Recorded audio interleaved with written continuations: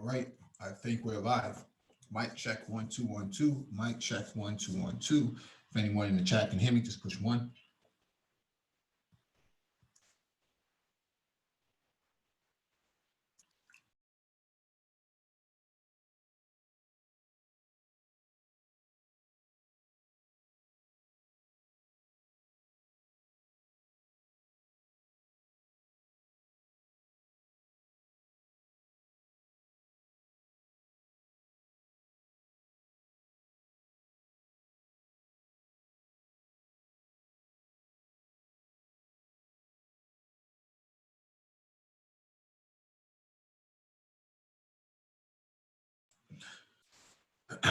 All right, we got a confirmation. Thank you for the confirmation. Welcome back to the Black Brain Trust. This is Black Fitness Talk, episode 434.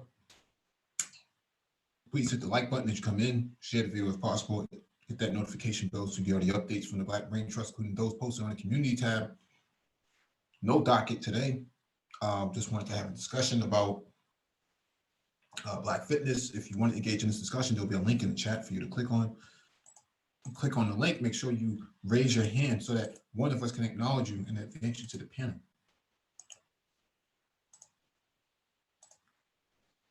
Right.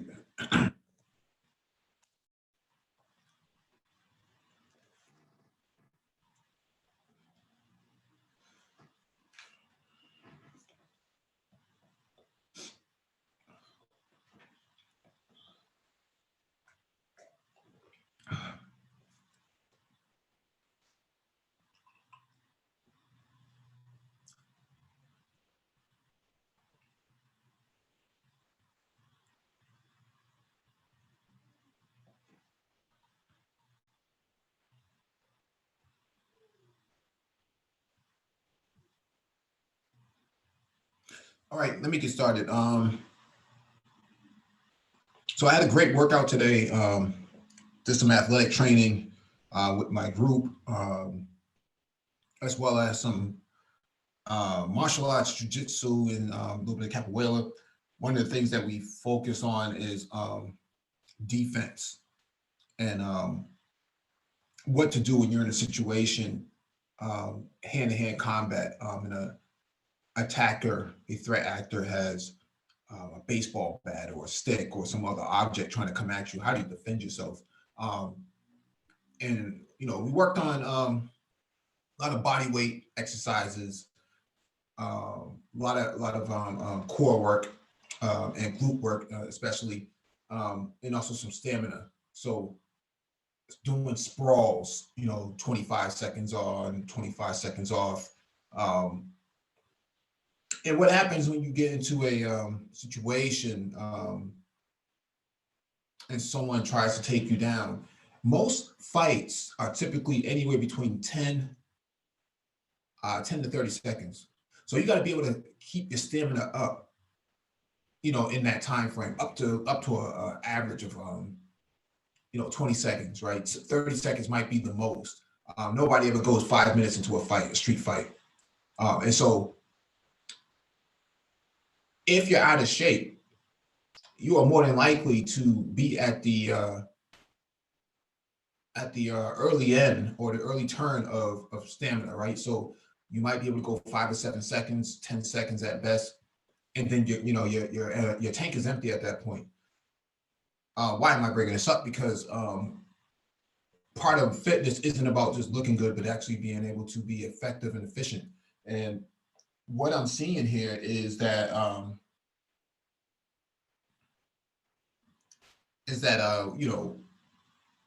lot of guys out here, a lot of BMs out here are unfit. Everybody's they can break this guy's jaw, they can take this guy's teeth out of his mouth, break this guy's nose.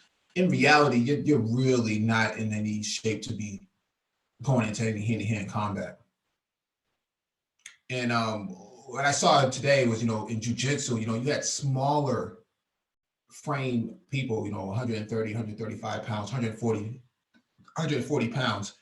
Those guys can take down someone twice their size pretty easily with jiu-jitsu. They're not, they're not to be messed with. and you would never know that because you're looking for the brute force attack, and that's not how any of this works. Too many people think that, oh, this guy's 5'3", 5'4", he'll never do anything to me. Yeah, right. If he's practicing jujitsu and he has a black belt or something like that in jujitsu, blue belt, whatever it is, you're going down. High probability you're going down, going up against him, especially if he's strong. Especially if he's strong. If you can't get taller, you got to get stronger, right? So that's the idea. And so, talk about jujitsu, capoeira. You would think that more Black people would be involved in capoeira, but they're not. Not from what I see. I see a lot more Latin Americans involved in capoeira more so than Black Americans in this. So I would like to see more Black Americans involved in this.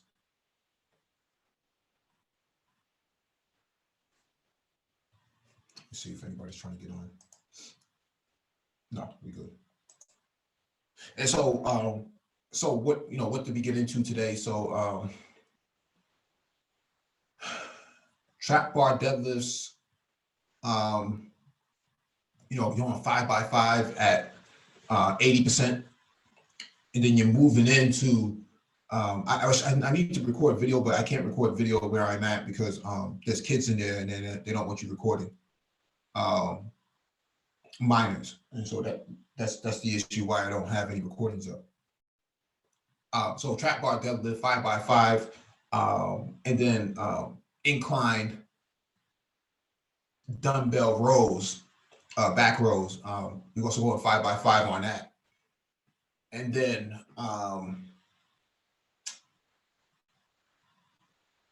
dumbbell reverse delt fly. So we're going for lighter weight, but reverse delt fly. So we're hitting all the muscle groups. So a deadlift, especially a trap bar deadlift, man, is a compound movement that's actually going to hit a lot of your critical areas for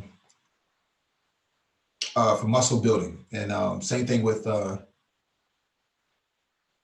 thing we're supersetting that with the dumbbell incline row. So and then the reverse delt fly. So we're hitting multiple muscle groups in 1 minute. And so I'm bringing all this up because people need to understand that we don't really work out just to look good. We actually work out to be effective, man.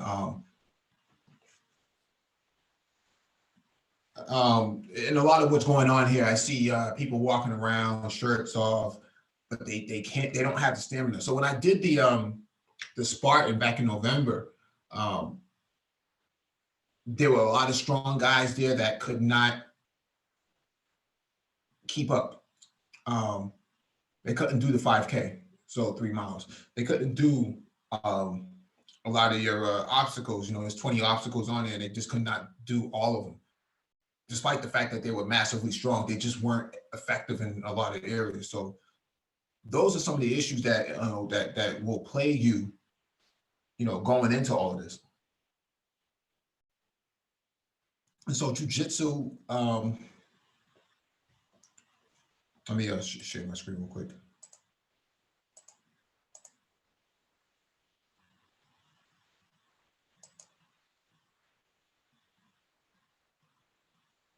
Yeah, who is this? Moto G7 play?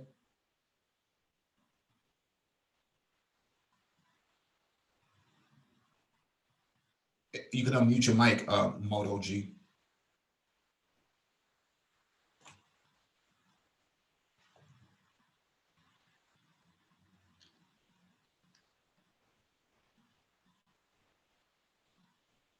Moto G, do you have your mic together?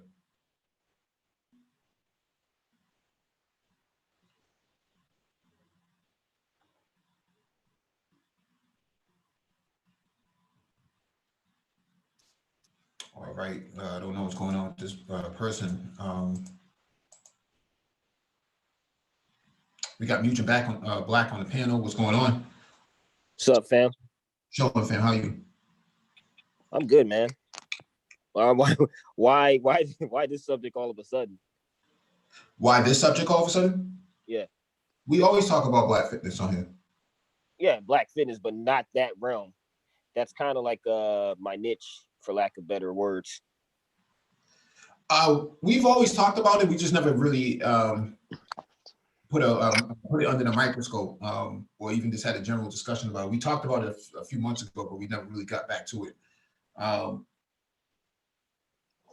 And so, from what I seen, because I got some training in this morning, and it was a pretty good workout, man. A lot of cardio involved in it, and a lot of hit for that matter. But it was pretty interesting stuff that we were learning, with swords and sticks. So, Was it a screamer or a collie or Arnis? Arnis. Okay, well, they're all the same, just different families and slight different schools of thoughts. They all have a very similar pattern, just different family names. So that makes sense. You're on the West Coast, right? I'm on the East Coast. Okay. Yeah, for a reason, I thought you were on the West Coast. Yeah, they got some. You were doing Filipino martial arts, basically, from the sound of it. Mm-hmm. Yeah. Yeah. It was interesting because I've never done it before. Typically in Black communities, we don't really have a lot of access to a lot of these things. Most people just learn. Yes and no. If you do study martial arts, at least a traditional contemporary one, you got to look at the history. A lot of the early martial art instructors, they were like World War II and Vietnam vets. So they came back with what they knew and they opened community centers. So yeah, but even then, even though we watch Kung Fu movies, it's still not always, you're going to be that anomaly in the community if you actually are really into it. Yeah, there are knowledge gaps in these areas. And so you have some rudimentary, rough forms of it, but you don't have a full complex playbook. Oh man. This is something this is a realm that I have a really deep analytical perspective in. So speak to it. Where do I start? Okay, so we all, without sounding too hotepish and pro blackity black,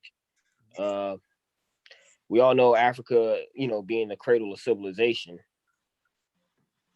There's this saying called 1,000 changes, no surprises, that I learned when I was stationed in Japan. So things change, but then they're the same. So you look at hieroglyphics, like Egyptian hieroglyphics, you see people with our complexion training and duking it out in boxing gloves before the Greeks, before, and all of that. And then if you look at, if you really want to look at like diaspora oriented martial arts, like black martial arts, I would advise you to look into that. Even in Africa, there are some tribes that still have like boxing where like one hand will be wrapped in a glove and that'll represent your spear, and the other hand will be open and that'll represent like your shield.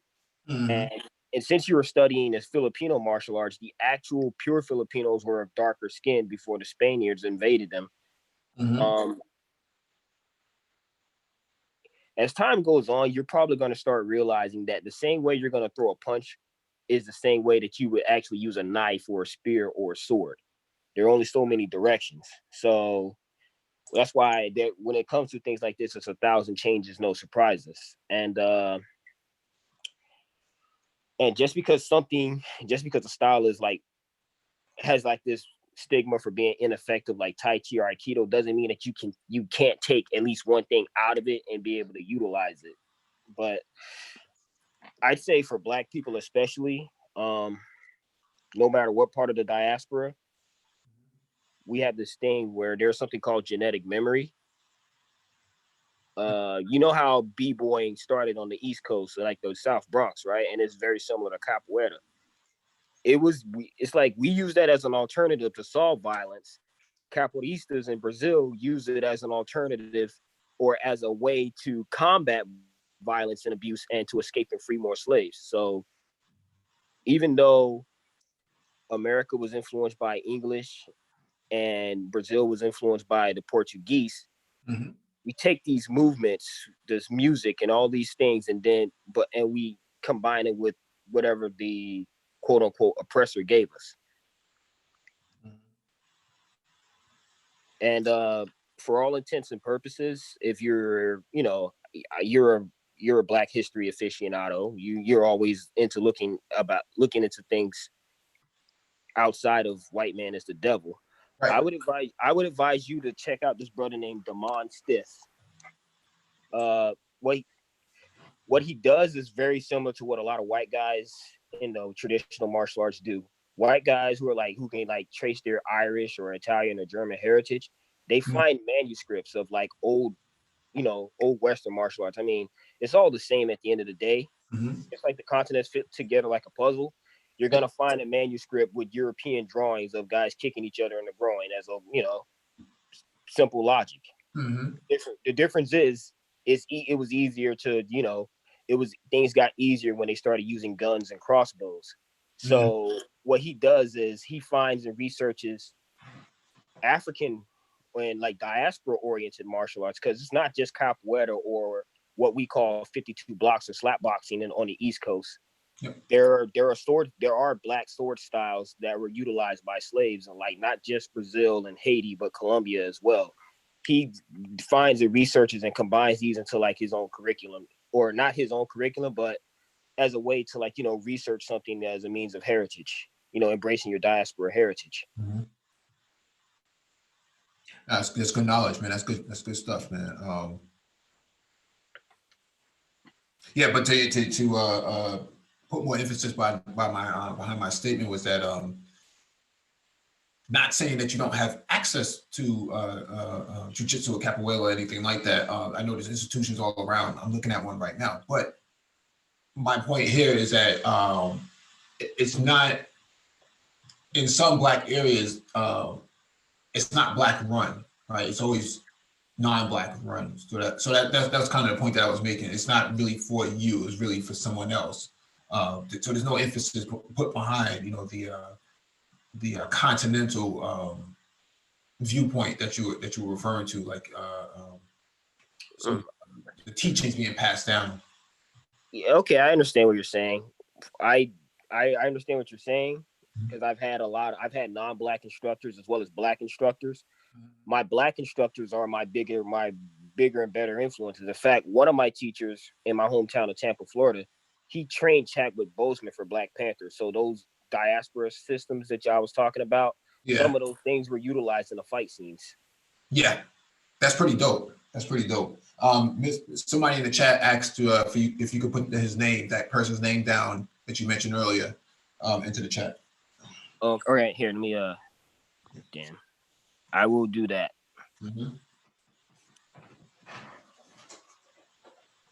Wait, hold on.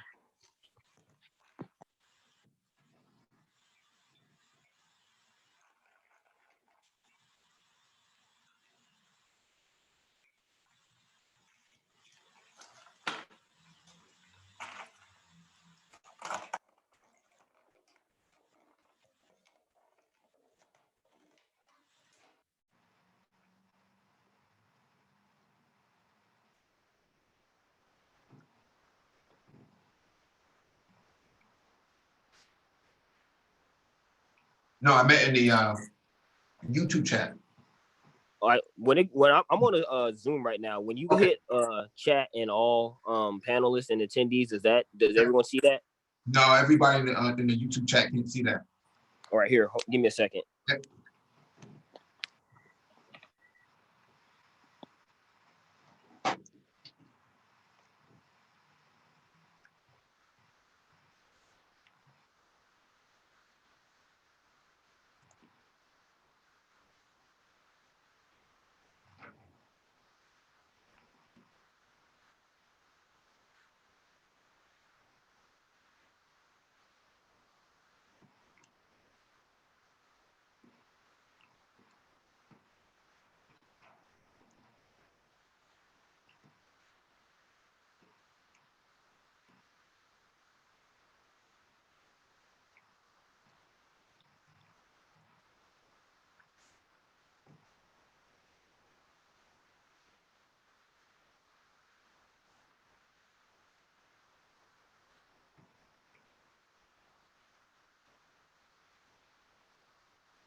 Now, Mugen, are you from the West Coast, East Coast? Where are you from?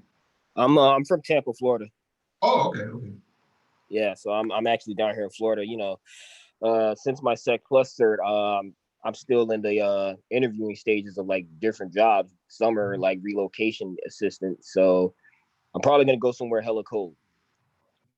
Yeah, we may end up getting a remote job. Depends. I mean, I've done some DoD contracting in Afghanistan and like UAE. So, but that was a different career. So IT is the smart way to go right about now.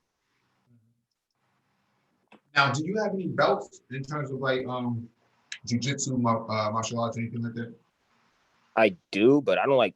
I studied something called Bujinkan Budo Taijutsu, or what some people would associate it as ninjutsu. And when I was stationed in Japan, I got to Shodan, or first degree black belt, I guess, but it's about it. Mm-hmm. A lot of the stuff that I do now, I like to say it's more diaspora oriented. Some capoeira, some 52 blocks. I like capoeira because as you get older, as I get older, I'd rather be that. If I'm in my 50s and 60s, I'd rather be able to still do like some type of acrobatic move and still have some type of athletic advantages. Absolutely. And guys like one of my favorite people like Michael Jai White, Mm-hmm. he's 50, but you really wouldn't be able to tell. And so that's a goal. Mm-hmm. Mm-hmm. So that's some of the things that I've noticed as well. In the community, we underestimate certain people because of their size or their height or because of their age, and don't realize, this guy may break you down in less than 10 seconds. You don't even know it. well, it's funny. I'm to the point now where I don't like practicing in public. Mm-hmm. Or like I work out. I have a park where I'm at, so I don't need to go to a gym. But when I'm at the gym or the park, I try and make sure there are not a lot of people around. So I actually go to the park like 4 a.m. I'll do like some exercises. I'll take some towels and do pull-ups off of the swing set. Like I actually don't even need to lift weights at this point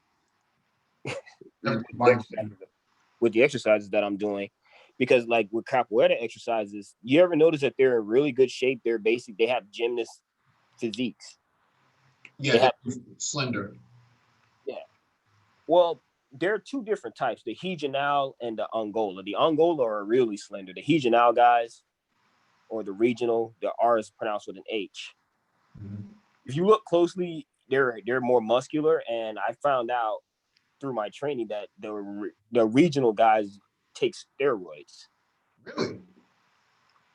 Believe it or not, when it comes, martial arts, you think health and fitness, but there's still people at the end of the day. You still got drug addicts and sex addicts. I mean, Yip Man, Bruce Lee's teacher, Yip Man. It's not IP Man, it's Yip Man. He smoked opium. So once again, 1,000 changes, no surprises. Yeah, but just because you're on steroids, you still need to work out consistently, right? I mean, that's my understanding of it. Well, I don't condone steroids, but in the defense of people who use them, especially like professional MMA fighters who constantly get popped on tests before after a fight, you got to take into consideration these guys are training damn near every day. They're taking shots to the face. You got guys that are coming in, pulling their joints out of place. Yeah.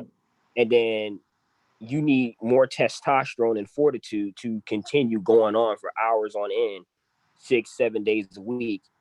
And you need energy to go do promotions and to teach classes and to do all these speeches. And so the cocaine and the steroids, it kind of makes sense, unfortunately. Cocaine. It kind of makes sense. Yeah. Same thing with like pro wrestling. I used to watch SmackDown and WWE and WWF. Mm-hmm. You hear the tragic story of a lot of these people. They die over drug overdose. They're constantly on the road. They're not getting that typical alleged 8 hours of sleep. Once again, I'm not condoning it, but the demands for those jobs, I shouldn't be surprised at the health and that at the at why some of these people die young, because 40 and 50 years, dying at 40 and 50 or even 60 today, that's a little too young. When you think about what else? Not just pro wrestlers, but like IT guys. What I noticed doing like the cable jobs, everybody always has an energy drink, and I'm really notorious for consuming caffeine, but I move around a lot so I can burn it off. But some of these guys, they're out of shape, and they got like they always got a monster or two on them. And I guess some, like, when you're working overtime in those type of places, it's you're doing that to get the job done, but in the long run, you're possibly putting your body on the line. Right. Short-term gains for long-term consequences. Right. So, and then and it's not just it really is a military thing. Mm-hmm. Some jobs require you to sit around all day, but a lot of people are, they're consuming a lot of sugar. Mm-hmm. In my MP job, in the military, when you're deployed, you're in a hot sun all day for 12 hours at a time. So we didn't have the luxury of like, getting our workout in and like achieving gains the same way other people did. Mm-hmm. So, and you got to take into account we're a Western culture and a Western society. So everything is fast, and everything is you want things fast and in a hurry. Mm-hmm. You want you'd rather the burger from McDonald's versus the one you can cook on your George Foreman grill, which may be healthier. Yeah. But how long have you been doing it for? 12 years, 10 years? Well, I'm 32 now, so I'd say on and off since I was like 7. Wow. I mean, when it comes to capoeira, I like watching those types, but I like looking at certain videos where you can see some levels of practicality. Like you see a lot of kicks and flips, right? But there is something akin to boxing in capoeira. Yeah. It's a dance hidden in a fight, and a fight hidden in a dance.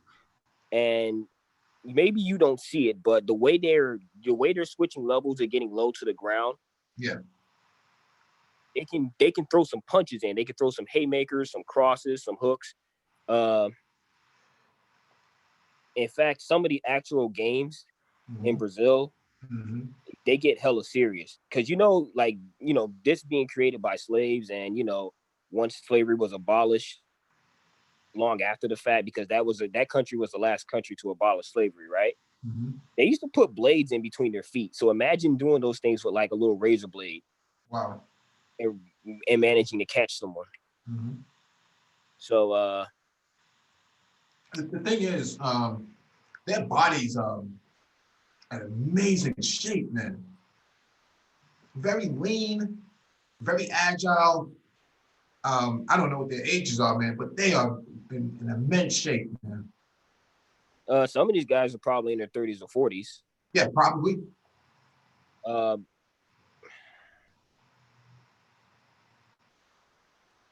Yeah, that's the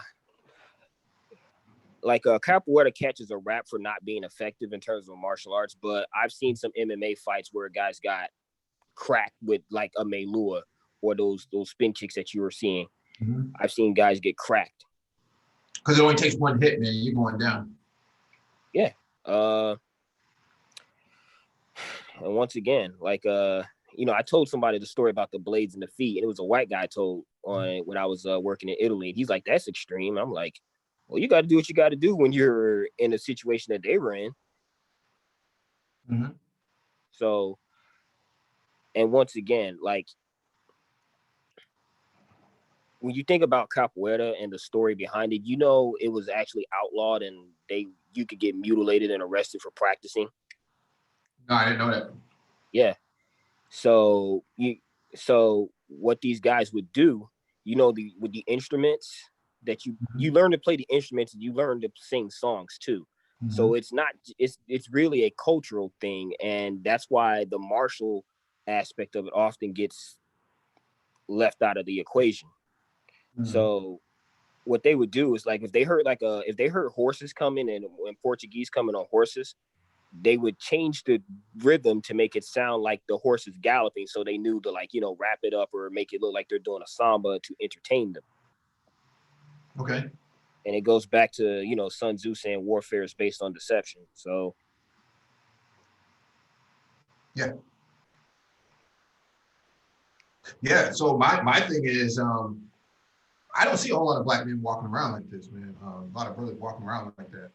I don't know if it's foods or, I mean, I used to break dance when I was younger. So some of these moves, some of the 90s and the, I don't know if you know what a 90 is, but a windmill or something like that. Yeah, I know. I b-boy a little bit too. So capoeira, these things in terms of, like, diaspora culture, the positive things you can take from the diaspora are things like this. The positive things from hip hop, I would say, for me, the most positive for me would be b-boying. Yeah. But it is the food, honestly, because I went to DR once, and not to like, come off as S by SBM, even though I subscribe to that. But I'd say when you look at the people there, they're not tainted with the chemically induced foods that we have here in America. In fact, even in Japan and in the DR, I've heard women say that they don't like American food. Yeah. There's something about it. And I'm pretty sure at one point you did mention something about some of the ingredients in our foods are actually illegal in some countries. Yeah, it is. I know in Russia, they don't tolerate GMO at all. Anything like right. GMO, yeah. Well, Russia's known for more wrestling and that low ground game. But here, I'm sorry, but your body moves like that, man, and somebody gets caught at the end. It's not even. Damn, I wish I could send you links to, like, some really good videos where you actually see these guys, like, throwing headbutts, elbows, punches, flying knees in the circle. I have some of those videos, man. I wish I wish there was a way I could send it to you on my phone, because I'd have to log out. And like send the links.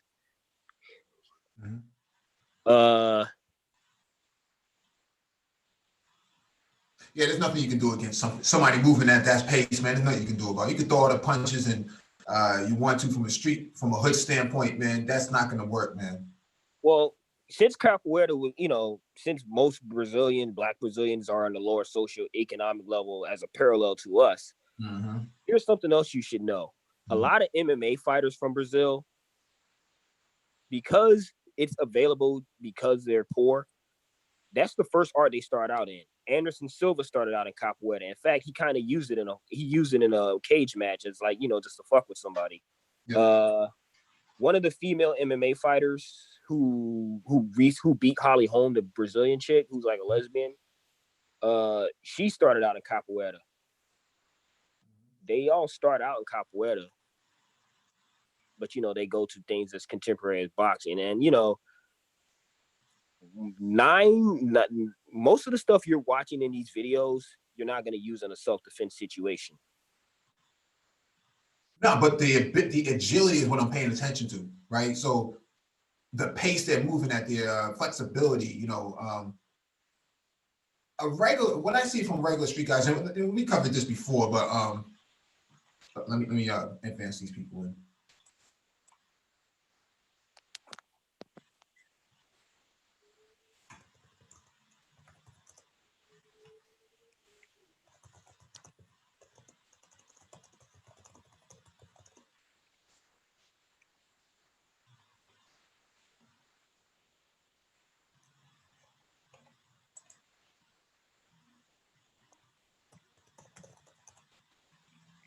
I mean, for like,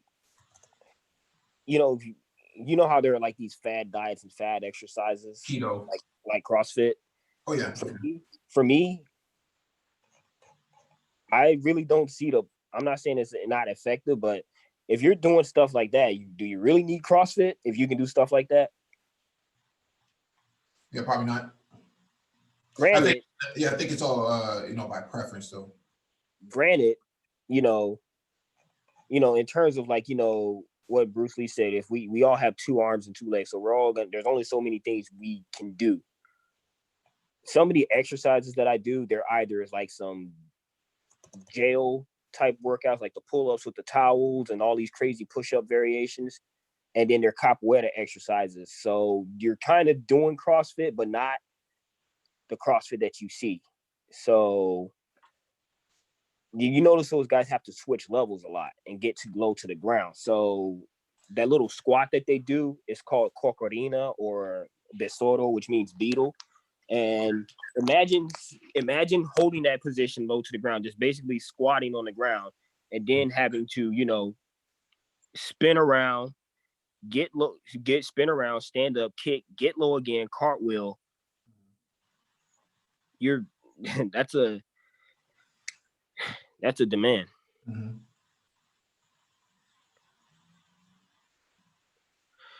Black man get jumps in. So in this situation right here, how would you handle it?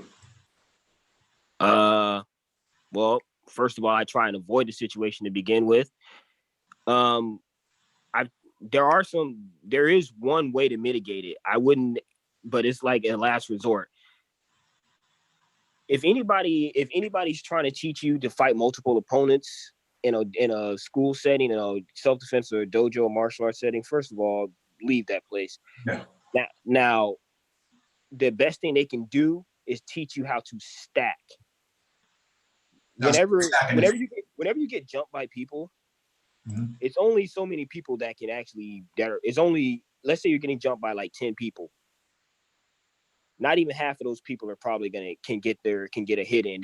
They're trying to get over the other person to get that in. So what he could have done in that situation, really nothing, but basically try and like keep them online. That's what they mean by stacking. Mm-hmm. There's another fight that you might want to look up. This dude is actually a professional fighter. He's from like Bangladesh. He's like a kickboxer and MMA fighter. Mm-hmm. 3 guys tried to rob the store that he worked at, right? And I saw that. Yeah, play that one. Mm-hmm. I don't know the name of the title of it, but kickboxer stops or MMA fighter stops robbers, beats up robbers. If you post it, I know exactly which one it is. We got Triple X in here, man, and we got our brother Art Nustal, man. Peace and strength, brother. He's good brother. How's it going, man? All right. I finally get to come on a panel. I can talk about something that I know about. Art, you practice in Brazil, right? Yeah, I go out there time to time and teach art in Copacabana. You do jiu-jitsu or capoeira or both?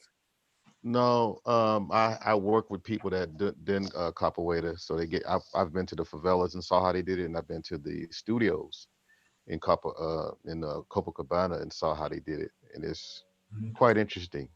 So my next goal within a year or so is to go and actually learn from the source. Would you say I would be better learning from in the favelas or in a studio? Most definitely the favelas, brother. I just gotta down. be safe about it, right? But the studio, they just give you more like the certificates and the degrees or whatever. But favelas, it's like, you're getting it from the masters that pretty much link their stuff all the way to Angola. So they really like, are you an Angola player or regional? Excuse me? You an Angola player or regional? What do you mean by Angola player? Do you do both? Do you do Angola or regional? No. Again, I only teach art, not martial art, but art out there. Oh, okay. Copacabana. But I visit the studios and study, and observe and ask questions and stuff like that, because capoeira is pretty much just one of the staples of Brazil. So, I mean, I am very amused with the history content of it. I don't know if you went over that because I came in a little late, but I'm just really fascinated by how it was disguised as a dance and used as a way to free themselves from slavery, you know. And I believe the guy name was Zumbi. Um, and I think the movie is called Colombo. They were the ones that were able to I take saw the that movie. That's kind of a shit movie because the actual black people were in blackface, white Brazilians in blackface. no, that's That like was some, Bonanza that's some with the bullshit. it's I'm like the sorry, man. Jewish people with black shoe polish on their face, being Indians, right? But the thing that got me was that okay, it came from slavery, but is now known as the national martial art of the whole country. It's And more when of I a went to the national, not necessarily a I well say defense, Brazilian Jiu Jitsu because is they their got in there, national martial art, but but they got in that is the more of a cultural. military. They got in the military, the airport, it's everywhere. You know, that's their staple. They claim it. White, black, whoever from Brazil, that's what they claim. Just like fried chicken down there. Just But like white people somehow kind of claim hip hop here. exactly. So when I Yeah, went to the studios in Copacabana, it's majority white. It's probably like two or three black people in there, and I'm you know sitting there what? like thinking, uh-huh. I actually hate watching. That's the one I was talking about, Mike. That's the one. Okay. But I'm sorry. I actually kind of hate watching what there is a difference when white people do it versus black people. Black people, Yeah, they're more beat. White people, they do it very stiff. very stiff. The flips, the turns. They're very Uh, I can even hear the difference when they playing the instruments. and then and you do run into some badass white boys or white chicks sometimes, but Yeah, for the most part, they're very stiff about it. casual. Yeah, yeah, very nonchalant. I mean, but they take it. I mean, if you do the favelas, man, and I Same thing suggest to with a do it in a. screamer. And the Same thing. thing is, the best teaching, unfortunately, is at night. That, actually, no, I that makes sense But because the thing historically, is, I'd say the best uh, time to escape would have been at night. because I'm saying is that in the favelas, unless you know everybody, it's cool to be there anytime. But if you barely know people, it's your best time is be there like early in the morning where everybody's all the crazy people sleep. So you can because I hung out with different families around there, but they even them they shut the doors at a certain time. So Damn. but the thing is that when you're out there in the favelas, man, you get the food, you get the music, you get to see the whole capoeira Okay, experience man. is Okay. nice. Okay. So I've been wanting to link up with somebody that's been to Brazil and not on some SYSBM mail order bride type ordeal. So I need to link up with you, man. I need to Yeah, link I up mean, with I you got a and bride from there, but I time. wasn't on that purchase stuff either, but it's all good. you know. But the other thing too to add on the capoeira tip, Pele, the soccer player, if you look at the movie on that and then know some of the history behind that, He used to he play he brought he barefooted. brought he brought capoeira to soccer because Didn't know that that. was their whole that's why they were winning so many games because the standard of soccer was the Italian standard from the 50s. Yeah. You know And what's then funny? He's You highly revered in the community. you know what's funny? yeah. If you look at the history of Brazilian jiu-jitsu and you see how a lot of them were taking down like traditional martial artists, Hmm. and you never hear the I have nothing but respect for the Gracie family, but whenever they lose, they don't take a loss very well. And a part of me is like, you know what? In the early stages, they probably took a lot of hits. They probably took some L's, but you're not going to hear about those L's. Hmm. To include the going against black capoeiristas. Now, there are some that say that there are some capoeiristas that beat them, and then there are some that said that the Gracie family beat the capoeiristas. But from what I understand, one of my instructor, he was telling me that don't get it twisted. Just because the only thing you see them do is capoeira doesn't mean they can't grapple. In fact, they imagine mixing those same crazy moves that you saw and next thing you know, they got your ass in an armbar or a triangle choke or a go-go plata. Yeah, the grapple part is, that's that leg strength, because, matter of fact, the leg strength will hold you down, and so you can have your way with them with your arms. Yeah, and You know? I was telling Mike, like, if you look the games that he was watching, the hoarders that he was watching, those are for show. They're real hoarders. They're like doing takedowns and they're throwing punches, and sometimes it gets real. These guys are playing and the guy does something to someone else and just pisses them off, and now they got switchblades. Yeah. Yeah. But the complaint that I got from a couple of the I guess they consider the masters in the favelas, is that a lot of young folks are not really gravitating towards the cultural part of it. They just want to fight. So they really trying to get people to get into the Afro-Brazilian history.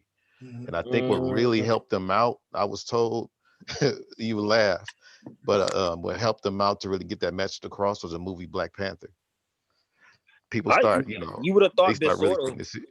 You'd have thought Besordo would have also the assailant or Besordo, because Uh-huh.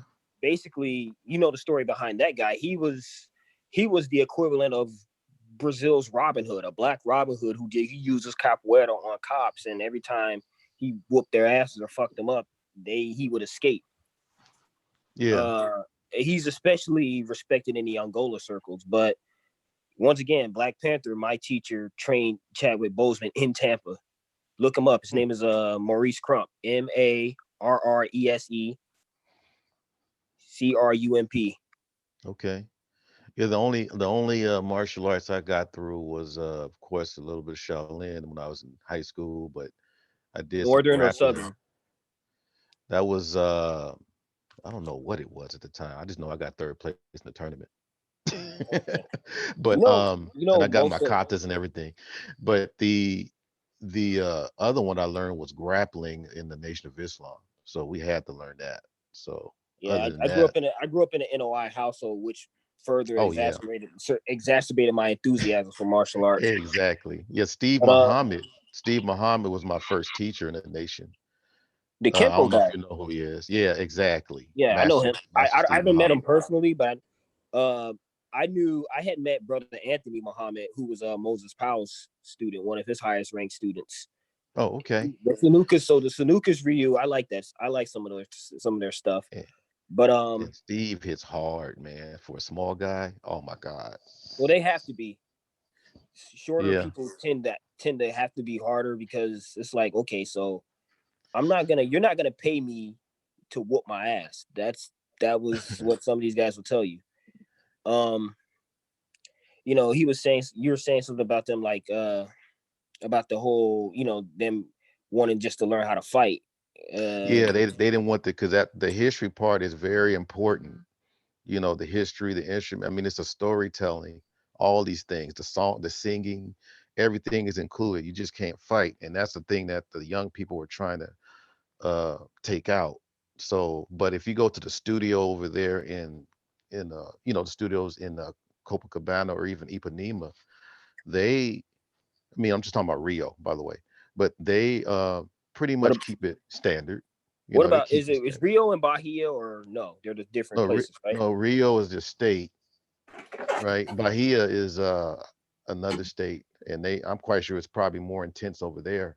Yeah, and that's where I If you say but Salvador, they know what they're doing. If you say oh yeah, Salvador, like Bahia, there's a page on YouTube where they have hoarders, and these guys they're still in the Jenga, but they're throwing punches, and one guy, it got serious, right? hmm He gets kicked out of the circle, he falls back into the circle, comes in with a club and just knocks the piss out of the other guy. So No, that's ridiculous.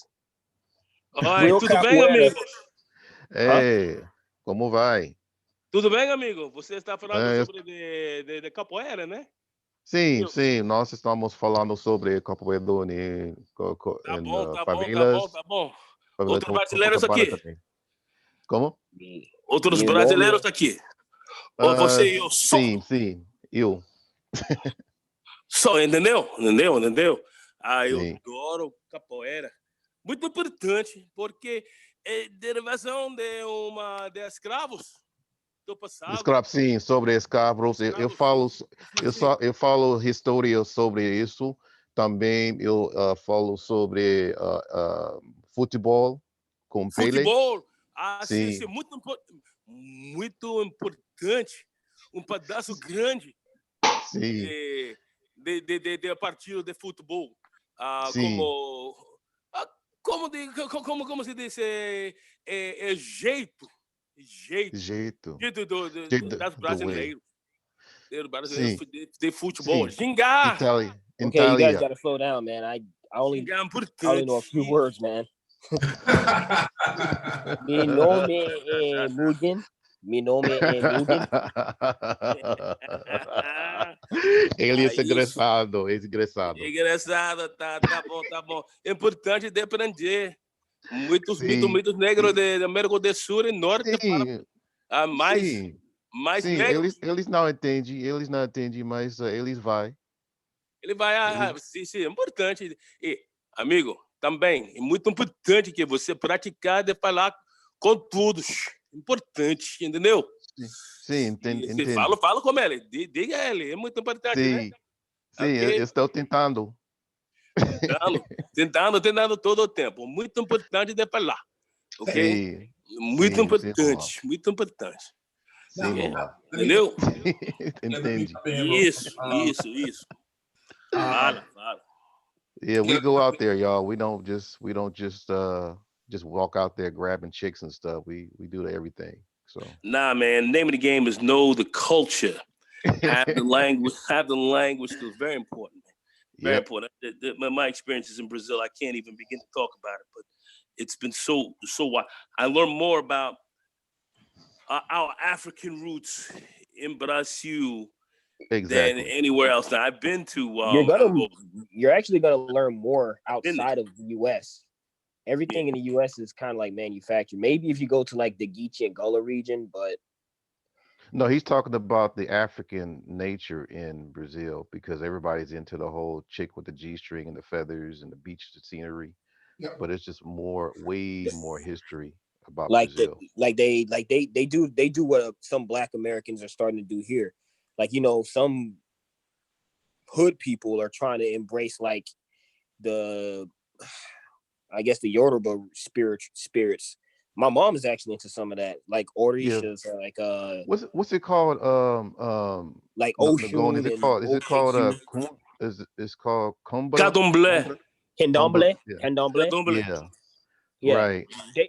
I correct me if I'm wrong, but Candomblé is doing the Orisha spirits that I was saying Yeah, and mixing it exactly. somewhat with Catholicism. In the Yeah, they got U.S., mhm. they actually, I guess, in the U.S. and even in other parts of the like Caribbean, you got Yeah, they people got that are like, Shango. They yeah, got they Shango, Yeah. they got Oshun and Exu. Oya and all that.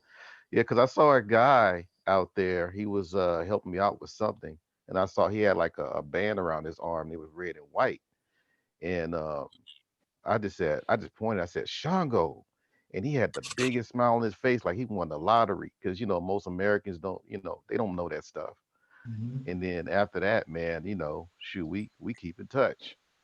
I mean, that's the thing, when you start making that connection with people based on culture, you're a friend for life, damn near. Yeah, they respect you more. Like when I was stationed in Japan, if you knew how to Yeah. ask directions, they respect that. And see, and that's so true in the in the South American, either with Spanish, because I've been to Colombia, I speak Spanish pretty well as well. But Brazil for sure, if you just learn a little bit and you try to, they're very helpful. These are very helpful, very friendly people, and they will help you. You know what I'm saying? So that's why I say going to Brazil and trying to speak, they'll help you out. And I learned Portuguese in school, and I practiced with people, but I have to say, the friends down there, the women too, that my fiance, they really helped me learn, I mean, just to learn how to speak normally with them, and they're very helpful people, man. So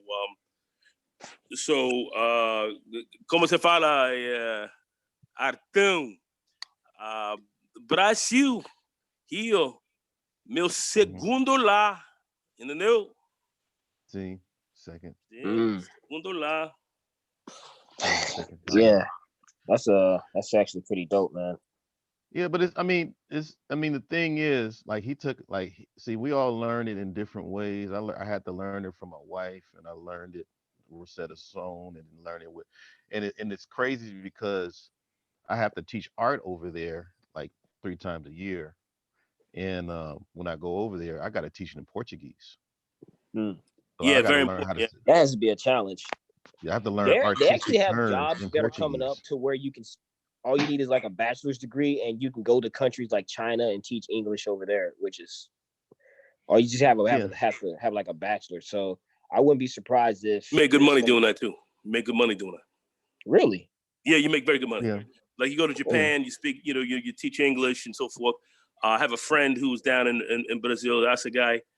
He was down there. He's teaching English, Portuguese. You can make very good money there because you got Portuguese teachers down there. I remember I was up north.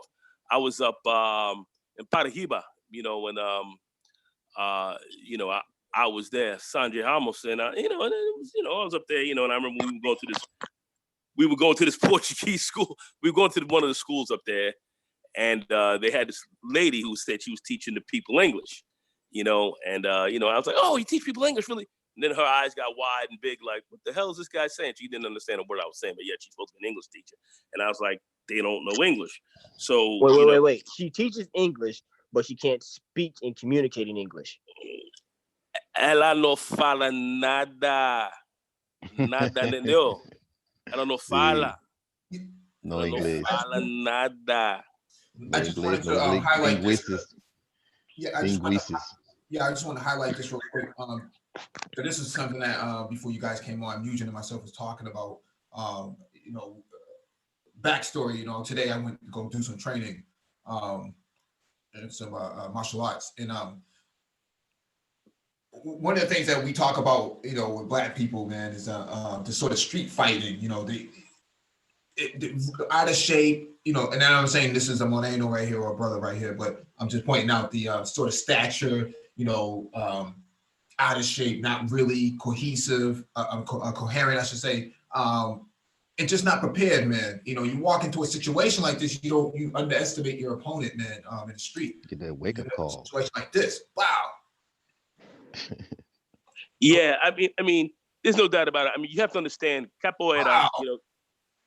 It was first designed really for African slaves who came over here, and you have Colombo societies and so forth where Africans broke free and lived free, literally in Brazil up until present day and so forth. And I was in one of those areas and saw an African wedding performed by the Brazilians that was more pure in Brazil than it was in Africa. But that's a whole nother story. But what I've learned from our people in Brazil has been amazing.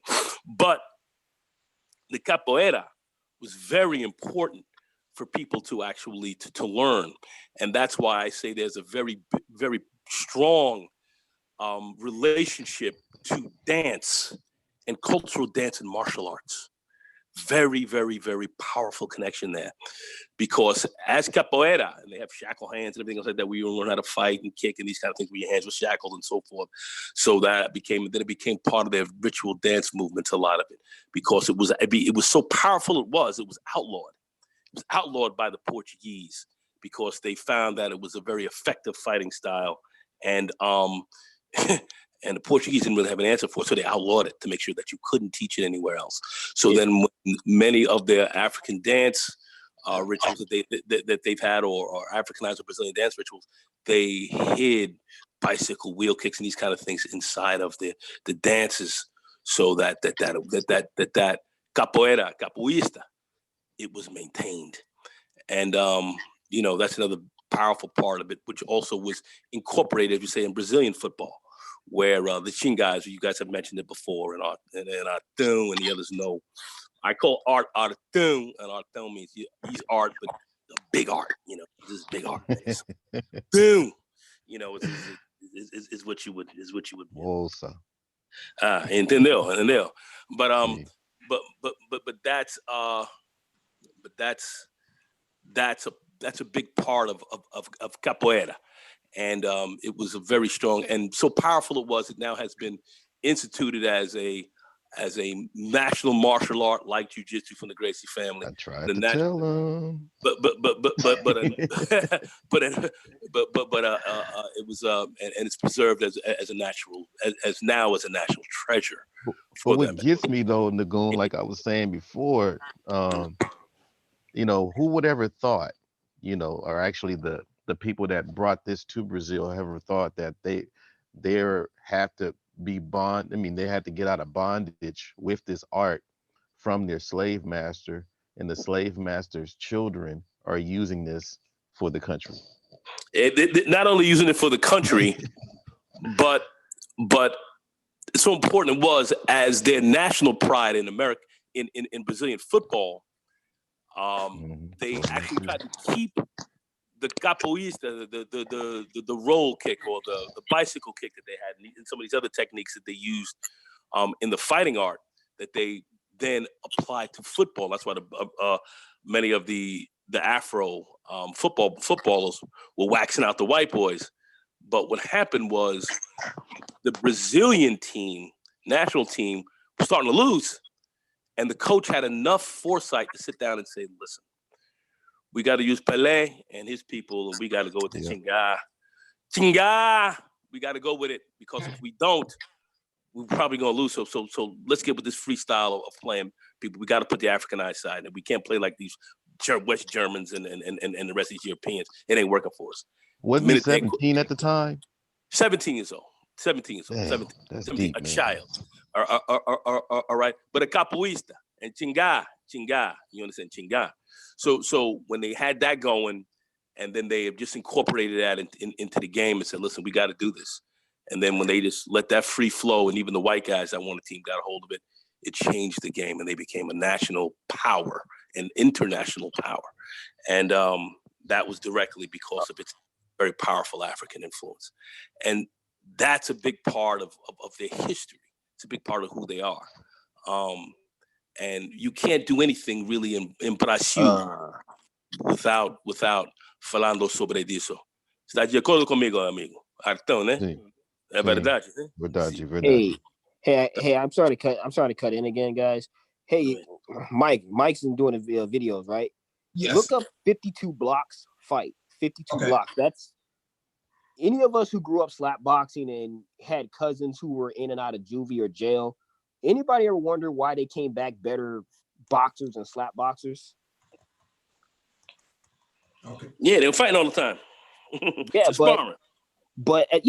Yeah, but then they did some stuff that was outside of contemporary boxing. They put their hands up in weird ways. Not like today that'll get you jacked up, but like they had it. In fact, it's also you will see some of the same hand movements in like hip hop, the way rappers move their hands, the way b-boys do like their top rocks in like New York. That very first video, the very first one, he's using a variation called Stato or or jailhouse rock. Yeah, I know of it. Yeah, I know of it. He's basically slap boxing the guy, but like, and he's an older dude. This is why we don't underestimate our elders. Yep, that's what I was saying. No. Watch how he puts his hand up. Watch how he throws that elbow up as a block. And you have old mess today. Takedown. Oh, but check this out. You have old mess today right now in Capoeira, Joselito Santos and others who are old dudes. These guys are 60s, 70s. They'll still wax your ass. Light your shit up. Crazy. Yeah, these millennials walking around out of shape, not coherent, all over the place, smoking cigarettes, just a big mess, man. They're thinking they can, tough guy their way into something, man. They think a strong arm, They'll tough guy their way into an ass whipping. Oh yeah, man. Oh yeah, you say that. Even Kevin Hart made that joke. He's afraid of MMA fighters, but then it's like it's the gangsters who want to give you a story that you got to worry about because they'll get knocked. And I've seen it. I've seen it. Nah. Hey, Mike. No, you be cool. No, be cool. Right. Triple X, jump in here, man. Triple X, jump in. Oh yeah, man. Yeah, I You watched. taking a nap like Minister Jap. Oh man. That Oh, wasn't I'm it. sorry, no. Yeah, he's He throwing up said his it wasn't hands. him. Yeah, I was gonna say, yeah, man, I was watching a video that pretty much explained like a trained fighter versus a non-trained fighter is like basically an adult with a 5-year-old. Yeah. You know, pretty much. Yeah, the And anticipation of the moves, yeah. yeah. Hey, what do you guys think about like Wing Chun versus like Brazilian Jiu-Jitsu? You know, I'm sorry. I think I'm that sorry. I think that two totally different fighting styles. yeah. You have to understand. You have to understand what Wing Chun is all about. Wing Chun It's was very designed by conceptual. no. I It studied- was it was designed by a woman. Okay, it was designed by a woman, a Yeah. princess, in fact. No, It not was- a princess, a Shaolin nun. A No, Shaolin no, nun taught it a was a local princess. girl. It was a princess. I know all about it. But anyway, I don't want to get all into that and argue about it. But, you know, when you look at the Sum Tum Lao Bill G, you know, attack forms and so forth, you will understand exactly where a lot of that came from.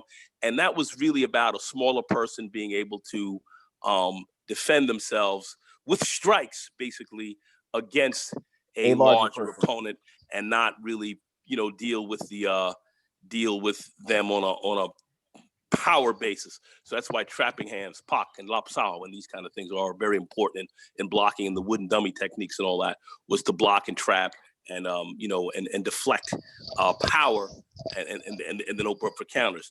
Jiu-jitsu, jiu-jitsu brasileiro is different. It's a little bit different in the fact that you now are not going to use strikes. You're going to bring a person to the ground, and then, but yet the concept of being able to deflect one's stronger opponent, bigger opponent, their power can be then neutralized on the ground, have them make certain kinds of moves where you can concentrate all your ability and power on one area where they could be extremely weak instead of dealing with them, you know, in a whole, type of power situation. So dropping people on the ground with triangle chokes or holocho or Americana, Gogo Plata, Omoplata. or using omoplata, otros. Now I trained in Brazil for a year with Euler Gracie in the Gracie family over there, in Rio at the Gracie school at Figueiredo Magalhães. So I trained there. So I understood what that was all about, and I took 2 luta libre fights myself. Irmão, precisa cuidar. Esta uma mulher em Chato não gosta homens que casar mulheres em outro país. Ela faz da conta. Ela gosta homens, mas ela não gosta homens casar mulheres em outro país. Cuidar, só for aviso. So, okay, go ahead. Going back to like capoeira being created by our counterparts in Brazil, byproducts of the diaspora. There are some lesser known diaspora martial arts throughout the Caribbean and Latin America also. So, for any of us whoever wanted to take up fencing, but then, you feel as though it's a white European thing, not necessarily. There are some swordsmanship like in North and West Africa. If you look at Mansa Musa's pictures, he had swords. If you look at the remake of Roots, you see Kunta Kinte with a sword. And don't forget Masters of the Guillotine. They had the capoeira dude in that movie. Yeah. No, there was which one of y'all talking about? Because I saw a Thai boxer and this Indian dude that was on some Dawson from Street Fighter shit. No, they had a capoeira dude. I think you're thinking of like a Van Damme movie where a guy used capoeira. Oh no, I'm telling you, one of the best ones was Rooftops with Wesley Snipes. Great capoeira stuff up in there. Yeah, it was a very old. I'd say the one that really put capoeira on the map was actually portrayed by a mixed Asian dude from Hawaii, Mark Dacascos. Mark Dacascos, yeah. I saw that. Only the strong. Yeah, but it's crazy because some of it was actually his family wushu. Some of the kicks he were doing were wushu, and like he used us. But going back to the swords, even capoeira, like not not just the razor blades, but you know, Art and the other guy can correct me on this, but there's a variation called makulele or machete.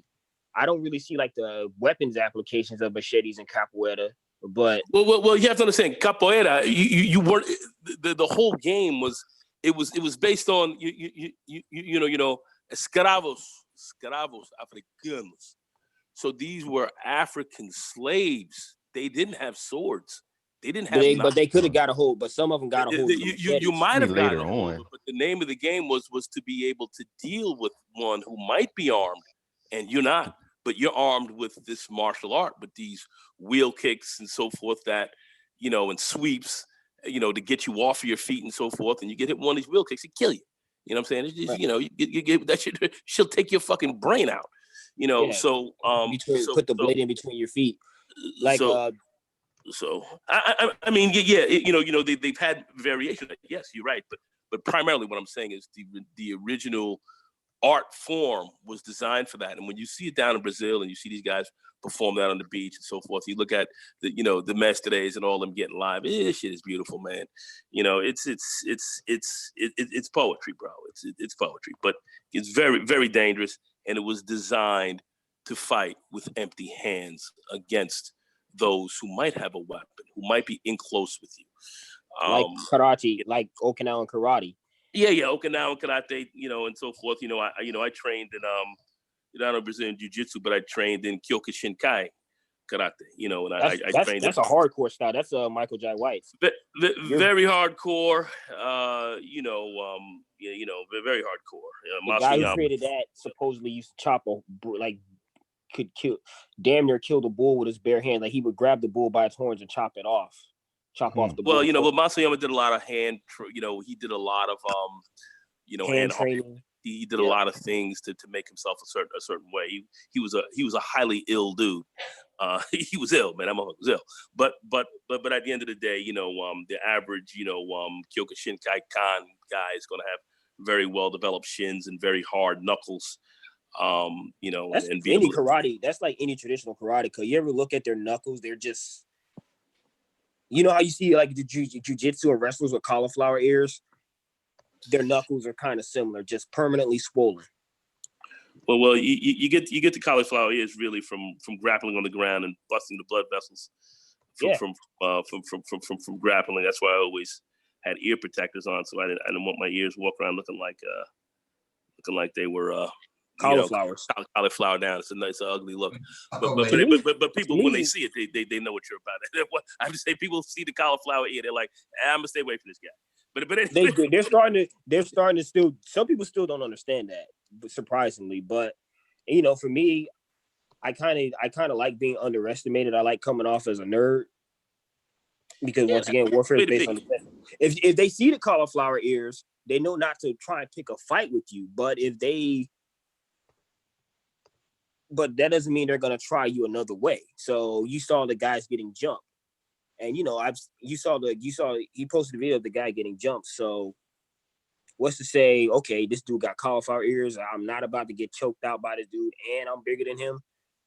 I'm gonna go back and get some of my boys. Well, size means, with respect to jiu-jitsu and this kind, I mean, trained fighter size means nothing. We talked about Steve Muhammad, so he's pretty small. It does and it doesn't. I mean, Michael Jai White, if y'all watch Vlad TV, he just did a second Vlad TV interview. It was some really interesting stuff. We know the origins. I was saying that if Africa is the cradle of civilization, it makes sense that martial arts, be it boxing and grappling, you see the hands wrapped in gloves or some type of wraps. You see that in like the Egyptian and Kushite Empire hieroglyphics. Michael Jai White touched up on something in the Vlad TV interview, saying that if we all know the story of the Shaolin Temple, it was Bodhidharma who bought the 18 hands of Lohan, the exercises that later became known as Kung Fu, to the Shaolin Temple. And he pinpointed that Bodhidharma or Damo was our complexion. He was a brother. He said it in that Vlad TV interview. And I was like, a brother by way of India. He came from India, but he was black. He's definitely a black skinned dude. No question about it. So, you know, basically he was insinuating that martial arts that we know today really started by a black person. And even if it didn't start with Bodhidharma, if we look at the Kushite Empire, well, you can look at the hieroglyphics. You could look at the hieroglyphics that they had in Egypt. You saw guys that were in active They had stars and swords and everything. That's what I said. And you could see the guard in there. You could see guys over the Kushite there. Empire was before Egypt. That was in the same region. But I'm saying, and you're correct. I'm not even debating that. I'm just saying that there's an ancient history of where we can see this, even literally etched in stone. So some other fencing, that what I really wanted to say is that some other martial arts across the diaspora, and that you want to look at some of the other Caribbean systems, like Haitian machete fencing. Me being Haitian descent, I need to go and learn that. And that's probably why I've always had a fascination with swords and machetes. Genetic memory, maybe. Do you collect? Huh? You collect them? I do. Okay. I do. They big on the Orishas over there in Haiti, for sure. I got one of my senseis, one of my black senseis. He gave me like this big ass giant shuriken, sharp edge shuriken for Christmas. And I still use a screamer, do practice with a screamer sticks and nunchucks. There's a Colombian machete fencing style too that was created by Afro-Colombians or Black Colombians. And I mean, and all of this stuff was, and when you look at all the fighting arts that you have in Colombia, especially when you go into Cartagena and you look at others in Medellin and otros lugares in Colombia, you will see that that they too developed that from a standpoint of fighting oppression with respect to slaves. So they all developed the martial arts. The only martial art we didn't really develop was here. And there's this other one. I forgot. I think the island of is it Martinique? But there's this weird dance fighting style that it was created by Africans also. It's very similar. It's kind of like capoeira. It's not like very samba oriented. It's like the idea is to you're faced off with the person. You're moving, but you're not moving the same way like capoeiristas move. You're feigning and waiting to try and catch that person with a kick or a sweep or a hand touch or a hand strike. It's kind of similar to capoeira, but it's not as well known. I guess because it's more aesthetically appealing to watch a person do like a corkscrew into a gainer. Well, remember, much of the capoeira, when you look at much of it is a cultural dance as well. So they incorporate dance in because of its hidden nature. So that's a big part of it. So there's a cultural aspect to it. When you study. I'm sorry. Keep going. No, I'm just saying that there's a cultural aspect. The dance piece is very, very important to understand because it had to be hidden. And according to my understanding, go ahead, brother. Go ahead. With the Regional and the Angola, with respect to the Black Panther film, like from what I was told, the directors were talking. The actual stuntmen were saying, okay, since he's from Africa and capoeira is technically African, why doesn't he do capoeira? Capoeira is. Let me finish. The guy that is Brazilian though. Yeah, it's Afro-Brazilian. And here's the thing: if Wakanda was unconquered, why would you have this person who represents a country that was unconquered doing a style that was accepted by conquerors? Because regional was the style that put capoeira on the map. Yeah, but capoeira. When Mestre Bemba came onto the scene, capoeira was illegal, and you had to articulate using it or why you were doing it. So he did a demonstration for some political figure, and that political figure eventually liked what he saw because Mestre Bemba restructured it. Because capoeira was associated with illiterate outlaws after the abolishment of slavery, Mestre Bemba had to revitalize it. And he's like, okay, so if you're gonna train with me, no drinking, no smoking, you have to have a job, or you have to be making good marks in school. So it was cultural. Have you been to Brazil? Not yet. You need to go. That's the thing. So, That's In fact, I was saying I'm going soon. there's a lot more he's got to know. That's why I'm Yeah. That's why because I'm not getting into too much with it. But yeah, anyway, because go ahead. Fala. But Yeah, 'cause between capoeira, jiu-jitsu, and soccer, that's the culture. right, because that's what I was trying to say is that That's the athletic culture. I mean, they participate in other things too, right? So you can think about all the Olympic style sports that are participated in as well, right? But those are like the top three athletic athletic participations. Art, go yeah, ahead, Art. and Art, according go ahead. to you know what it was explained to me was that all those things were necessary. You had to have the dance, you had to have the storytelling, you had to have the matter of fact, they even meditate. They had to have all those things because basically it was connected to ancestry. So when you're That's fighting with this exactly art, right. the ancestry push you forward to where you're going to always win your battles. And when they were doing that during slavery, they were always going to be winning because they used that to be free. They weren't able to free the whole population, but different Fala sobre slaves isso. Fala a verdade. different Yes. slaves freed themselves. So therefore, they knew this martial art was effective. The only problem Yes. was not enough Yes. people were using it. Isso. Muito importante de dizer todos a verdade toda sobre Deus. Very important to talk about this because a lot of people, they don't understand. They don't understand that this is just not just it's a spiritual piece. That's why this other brother who was talking, I was like, I gotta ask him his business. It sounds like he ain't never smelled the joint.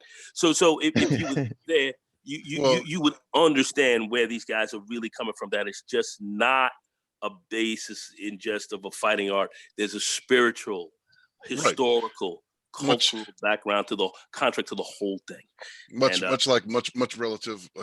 relative to the Shaolin monk situation, the Indian Sikh situation, right? A lot of these have a lot of these developed culturally, and that's why, again, using them as your basic tool of reference to as far as their basic point of effectiveness. But you have to understand, in order to practice this, in order to practice, there has to be a certain level of a spiritual content to this. Yes, that's a big part of its practice. Even the way Thais do kickboxing. Yeah, because in their mind, if you think about this, you brought over in the land of a strange land, strange land of strange people. What happened? And these people were evil. And these folks were evil. What happened? They took their spiritual practices. So when they were fighting, they never forgot the masters. They never fought the ancestors. When they came over there and they were fighting and things like that, the ancestors were shouted. They were screaming their names while they were kicking the slave masters' ass. I'm telling you, man, that is some real history. Quick question. Você sabe tudo, né? Você sabe tudo. Sim. Isso. Onde é sua esposa? Ela perto. Ela está com paz dele. Faz dela, tá bom. Eu gostaria de falar com ela também, porque ela conhece a situação sobre isso, né? Verdade? See, you know what? Ela não pensa isso é importante por isso. Ela está pentecostal. Mas ela sabe a história sobre. Sim, ela sabe pouco, mas não suficiente. Não é suficiente, né? Não. Gostaria de falar com ela sobre isso. Muito religião. Isso. Espírito. Eu sei. Tá bom. Eu falarei com você sobre isso mais, né? Tá bom. I got a question. Would you guys say that with Brazil being the last country to abolish slavery and slavery being worse and them still importing slaves after other countries or after other colonies had stopped importing slaves from Africa, and because slaves, the conditions were harsher, would you say that those things made it, with those things being harsher for the slaves in Brazil, would you say it was easier for them to hold on to their original spiritual beliefs? Because complex. I'm going to explain it to you because I think you're asking a pretty good question. even though they had slavery a very long time there, but you have to understand, even in Brazil, you had maroon societies that were living north, living in the mountains and so forth, that were not slaves. People who were bought over from slaves, and they were living free, and that was a big problem with the Portuguese. Huge problem with them. In fact, they were ridiculed over it. Like, y'all got free Africans up in your freaking state getting live. Y'all should have all these guys underneath. But they couldn't overcome them. So they kept a lot of that going, but they could not overcome these people. So go ahead, Art. Go ahead. And the other thing to add, if you guys look at this BBC documentary called the first Americans were African or black or whatever, that kind of explains, because when people say, well, I'm not black, we weren't from slavery, I'm Aboriginal, that pretty much applied in Brazil, because a lot of the black people, because they weren't Indians, that's exactly, they were black people in exactly. Brazil. Okay, right. So they weren't they weren't mestizos. It's crazy. No, they were straight up black people. They were migrants from Australia. The actual I think we're called the Aborigines. Yeah. They were the ones that came here in the ancient time. They classified them as Melanesians, but they were right. But they weren't mestizos or Indio or any of that kind of stuff. Nope. They came later. They were those black. came later. Migrated. So those societies that he's talking about, those were straight up black folks.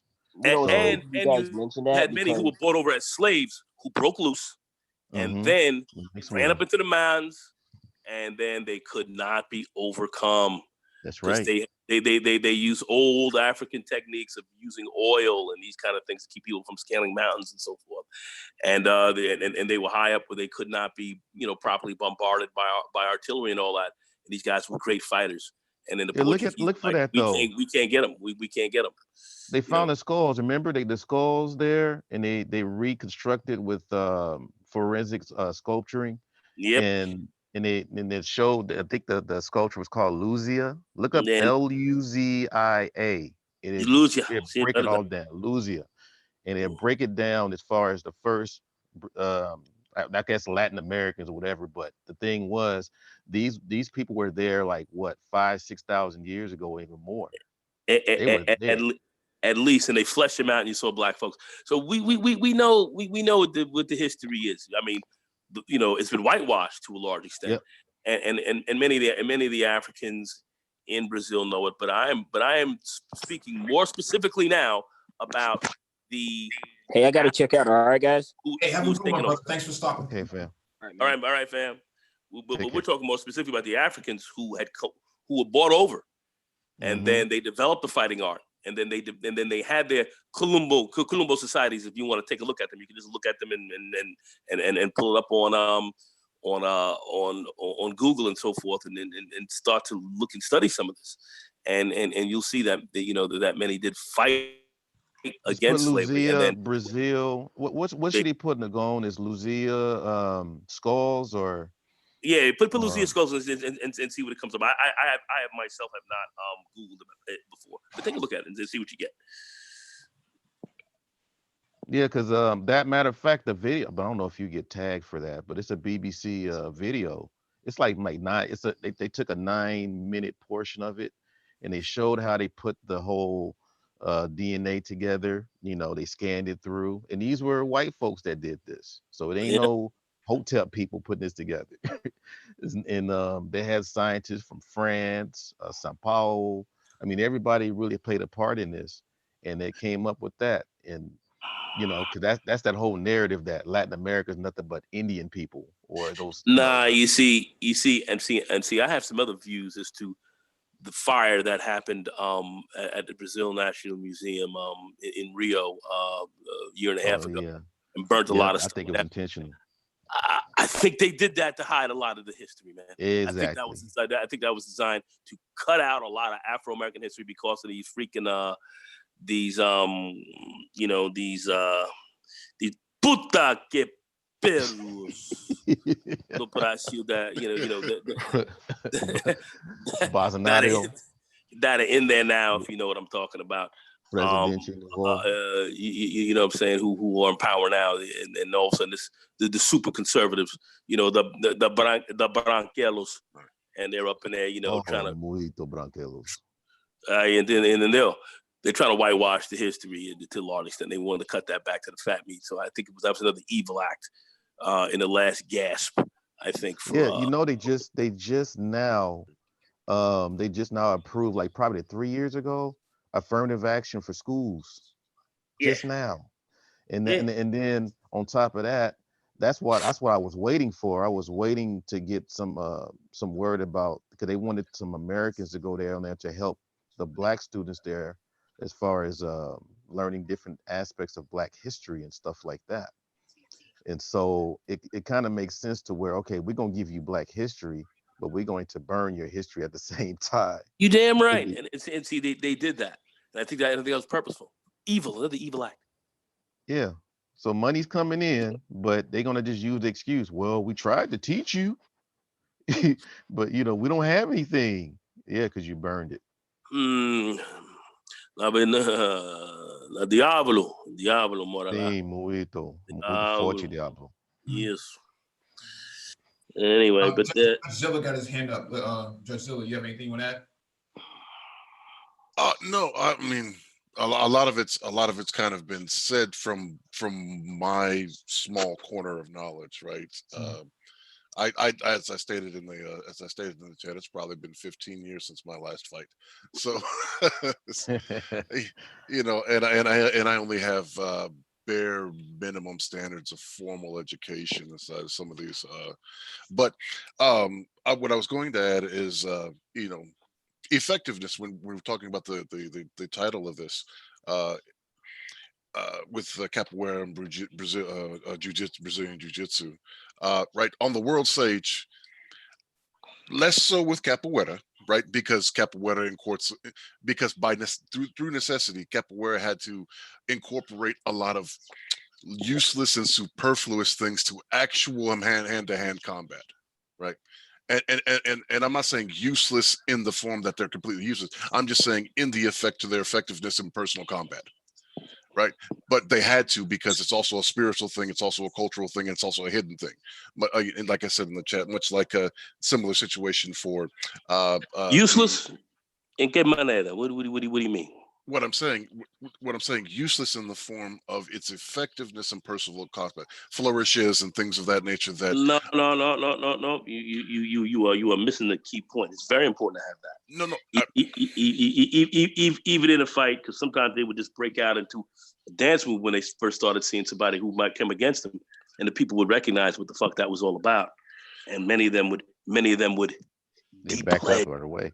Right. No, I'm understanding that. What I guess where I'm using the basis of proof of effectiveness, right, is on the world stage in mixed martial arts, right? A lot of, you know, like mixed martial arts competitions exposed a lot of these martial arts systems to not be as effective, to not be as effective as they, you know, purported to be, right? That's and I'm going to say this: Jiu-Jitsu rises to the top in effectiveness as it's applied to in that environment, right? We've seen Jiu-Jitsu rise to the top, but when you take a look at some of the greatest fights we've seen, they've all been done through strikes, either through kicks or through punches. The best way to get a guy out of there is knock his ass out. And who I really love right now, who I love immensely right now in the MMA game, is Amanda Nunes. I adore ela. All right, she's out there, MMA female. You know, she's strong, beyond beast. Yeah, strong black belt in jiu-jitsu, but she knocking the snot. Yeah. Well, you have to have both. You have to have a grappling game. You have to have a striking game. But what's happening is she's keeping her game on, you know, on the feet, because a lot of people know now kind of how to kind of neutralize certain things on the ground. You don't have to be an expert to neutralize Brazilian Jiu-Jitsu when trying to get out of there. If it's a straight grappling match, then they're going to get you. But if you can neutralize certain things and get back to your feet very quickly, then you're going to have to deal with a striking match. And you saw what happened with let's say with somebody like a Ronda Rousey, or I love how the Brazilians call it Honda Rousey. You know, 100% accurate. 100, you are 100% accurate. Yeah. So it comes down to that. So MMA has shown you, in some respects, has just elucidated upon the fighting arts, and has shown you, as ancient man and current man has been, knock the snot out of a motherfucker. That's the quickest way to get him out of there. And knock the shit out of him. No, and again, and that's what I'm saying. It's with some of these cultural aspects of things, cultural and spiritual aspects are interjected in them, and some people focus sometimes, again, like we were talking about with Wushu and Wing Chun, right? I think part of that history was kind of parsed in one and parsed in the other, but nonetheless, the effectiveness of the information was out there. When we boil these down, I think, okay, from a 2020 perspective, right? From a 2020 perspective, and boiling things down to effectiveness. And if you're looking to have a spiritual and cultural heritage and participate in one of these things, it doesn't matter whether it's capoeira, kung fu, traditional Shotokan karate, these type of things that have a history based behind them, and be involved in them because of their cultural references or significance. That's fine, and it's great because they still teach you basic things about center lines, balance positions, right, footwork, right. That's the fundamentals. That's the fundamentals of fighting, which you'll find in many different fighting systems. Exactly. But if you want to distill these things like we tend to do with in more modern ages to pure effectiveness and effectiveness in the situations, anybody who has some skill is going to have an edge over somebody who has no skill.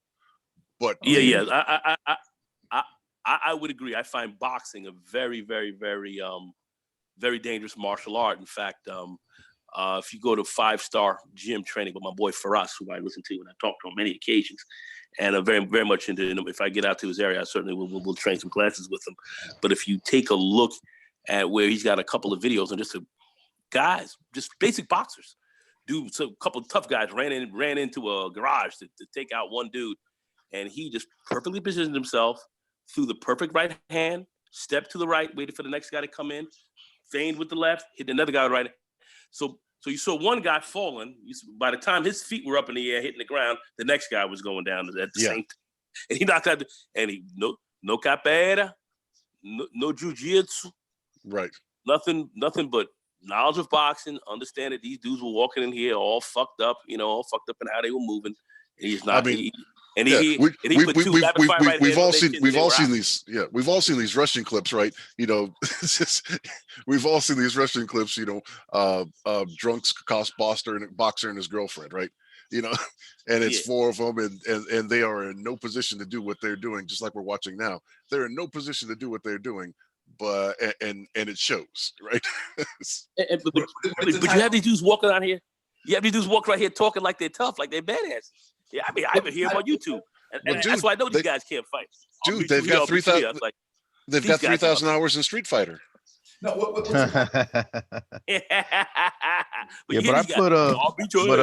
Mike, I put the a link in the chat about Lucia.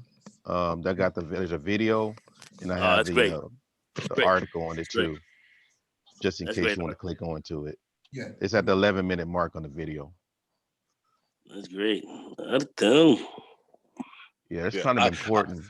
I didn't want to minimize the cultural significance to some of these things as well, but I also, in putting forth the effort for, some of the newer stuff that distills, some of the more effective methodologies and techniques employed by these systems, something like a Krav Maga, or you understand what I'm saying? Well, Krav is really something different. I trained in Krav for a while. Krav is really about straight up. There's no dance. There's nothing. It's about straight up defense, to fight somebody, to hurt or to kill them very quickly. That's what it's about. It was designed by a Jewish person who basically had experience with Nazis, and that was a fighting form, almost like how Capoeira was designed earlier to fight against the people who were out there trying to take you out. So here there's a lot of moves that are just cut out. You can learn it quickly, and it's really about really hurting somebody and trying to good knife defenses against guns, these kind of things, and it's not a fighting art from the standpoint of a fighting art from the standpoint of like karate or whatever. This is a pure self-defense art to fuck somebody up very quickly. Yeah. Oh, and that's the other thing I was going to say as well, right? And yes, we can there's a strong argument that definitely can be made that these systems all coming from African roots. But yeah, that makes perfect sense. That makes perfect sense with the history of anthropology and science that we have, that says that the majority of the human populace emanated from a point and migrated outwards. Which is why you have so many of these which is why you have so many of these different systems, and you have so many of these different systems within similar systems. Yeah. So somebody here said that was it 211 Brazil is committing genocide against Black natives. I would say the genocide you're seeing is in the countryside, where they're deforestation of the Amazonas, which is a sin against a crime against the earth, and they are actually killing people to remove them from around doing so, and there's a lot of social unrest about what's happening there currently, and he's the Brazilian Trump. I'm thinking president. I'm thinking some of this is going to be turned around, because since Lula was removed, since he left, and then Dilma was in, which they started some of it, but here it's been going out. Now with the Diabolos in power, they're just going straight out and they're trying to eliminate many people, but they're not going to exterminate all Black people because there's just too many of them. But we're talking about in the Amazonas and in these regions, they are definitely trying to deforest and cut a lot down and try to turn this into farmland, and and it's actually an environmental problem against the earth, and quite frankly, this concerns us all. So I would say politically, we should be very much involved and having a lot of say as to what's going on down there as well. Of which I talked to my friends in Brazil about this. But certainly, that's something that we all should be aware of. But that's something I think here at the Black Brain Trust we need to speak a little bit more on as well. Because I could try to bring John Thompson up if y'all want. Yeah, well, I know John Thompson very well. I've known John Thompson for many years. And when I first started going down to Brazil, he was one of the first brothers I had seen who was there for a while, who was married and really, doing his thing. And he kept it quiet. A lot of those older brothers they kept it really quiet. But he had his apartment.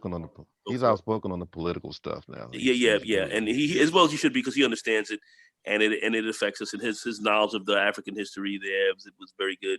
We used to have long conversations about Zambi and how he came, and how he really kind of helped to transform Africa in so many ways, as to how the whole slave game and so forth was disrupted and became problematic for the Brazilians, and they kept it going a lot longer because of his history, and just a lot of things.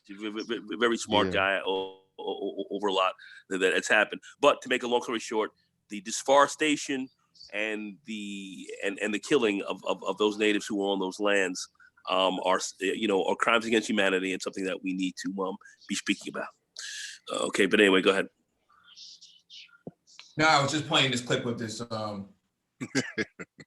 She's running an ill Dawn game on them, man.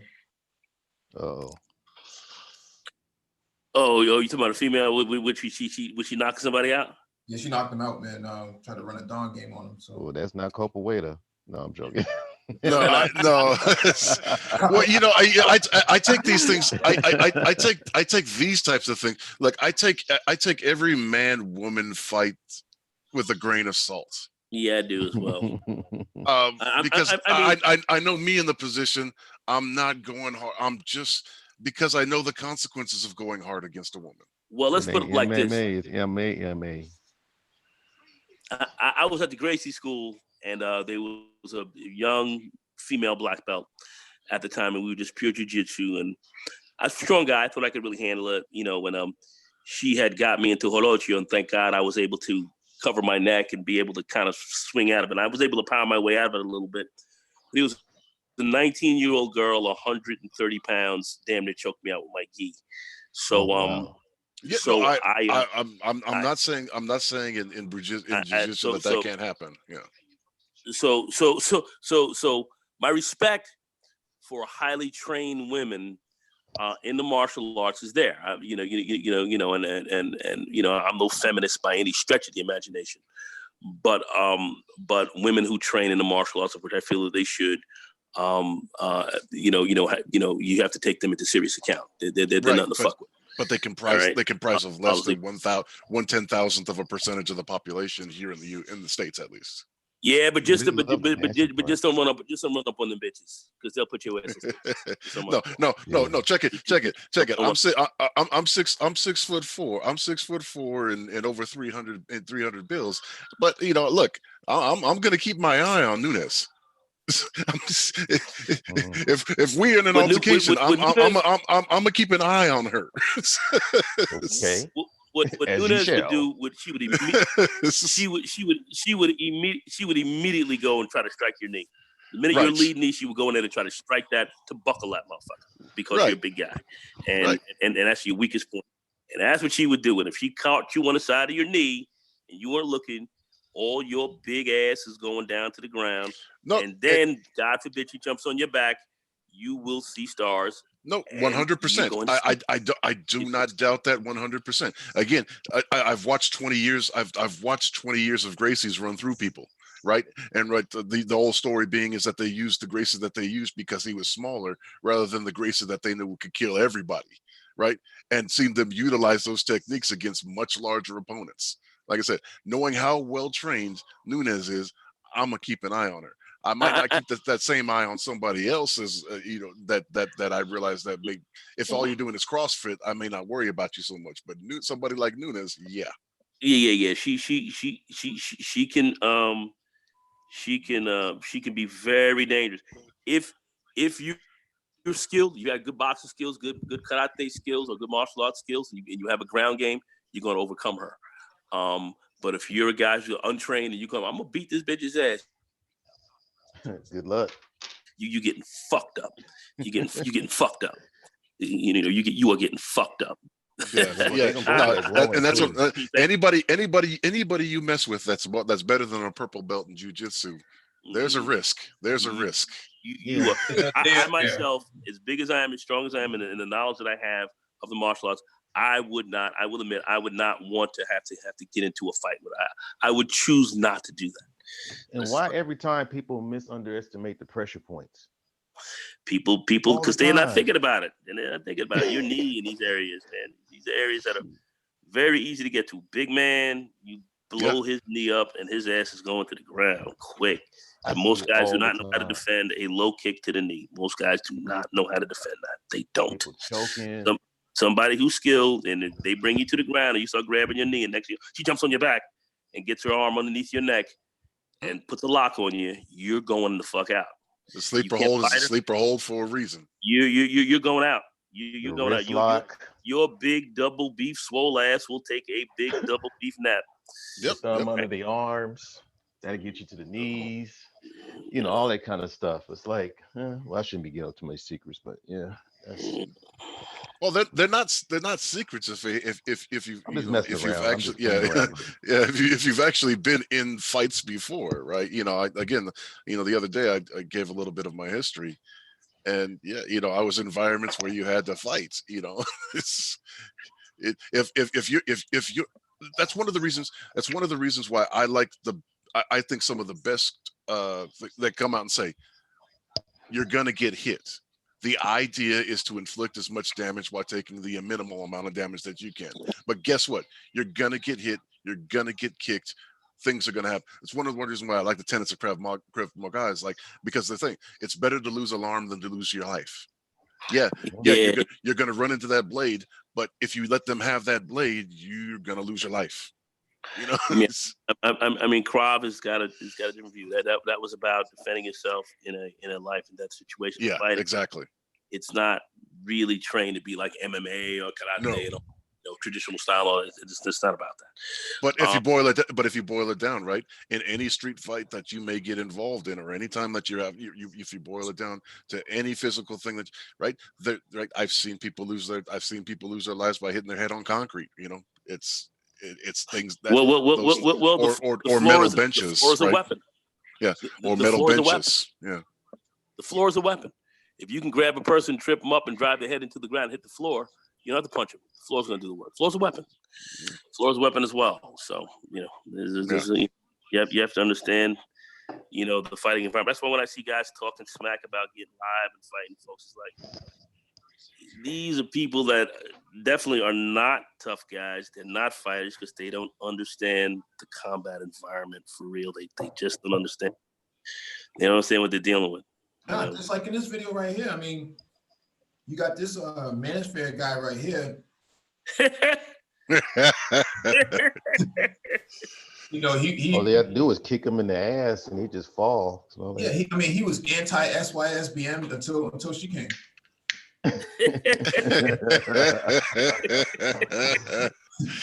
I stepped out my car all red pilled up. That's fucked up. What about them Thai ladies? That was hilarious. The wall's undefeated and the floor is undefeated. Nah, the floor is undefeated. The floor is a blunt force object, boy. Somebody understands how to use that floor on your ass, you're done. I heard Joe Rogan say you are getting hit with the earth. Getting hit with the world. The earth is undefeated. So that's a big fist. That's a big ass ball. That's a huge ball. But anyway, that's a big ball, goddammit. So he's a Maggle. He's a Maggle. Nah. Somebody else put earlier, I think they said, 5th degree Maggle. Yeah, don't mess around. There's some tough chicks out here. They are. I ain't go front. They are. He said he had a black belt, but I think it said Louis Vuitton on it. Well, that's what he gets for breaking the boycott. Hey Mike, run that video back again. Let me look at homie getting whacked. Oh damn! No, you be cool. Nah, you be cool. When you're on that impact, did he like do like a little high pitched noise like and it fell? Yeah, his costume, his Maggle costume came off. His do rag and then his No, he got demaglified. He got demaglified, man. Demaglification. He's been delivered right there. 130 pounds, and he thought he had a chin like a locomotive. He thought that. Man, unbelievable. He knocked the Maggle out of his ass. But that's why I wanted to have this hangout, man, because this live stream, because we talked, this morning I went through some martial arts this morning and did some hit the clanks too, man. The Gon called me and I was like, I gotta hit the plates, man. But yeah, man, we did some sprawls, man, did some sandbag work and stuff like that. You get guys like this walking around in public like that, like they got an S on their chest, man. Look at, what are you wearing? Like, what are you thinking? Well, do your hands swing low? You about to bounce your chin off the floor. Yep. No understanding at all. All he's ever done is talk himself out of fights. That's all he's ever done. Yep. Do a lot of barking, bandana super tight, fitted hat on, tattoos everywhere. What these guys crack me up, man. These guys really crack me up. And you know, we talk about fitness because you gotta not just look good, man, but you gotta be effective, man, in the street, man. Like something like this, you got knocked down in 10 seconds, man. Less than that. I mean, put it right on his chin. So that's a nerve strike as well. The chin is as soon as you turn your head. You see how that head got turned. See that as soon as that head gets it shorts, you get shorts. It short circuits. You know But I everything into your brain. Again, and that's 240 versus 130. You know, But what it looks like, this dude is used to getting whooped by his mama, and he was trying to buck up to it and still lost at it. He came up pulling up his pants, didn't he? So I think his pants were a little low as well. I mean, that was an ass whooping from mama. Let's just be real. Yeah, man. Yeah. Going home, man. Do you guys remember? I think what was that? Sherlock Holmes.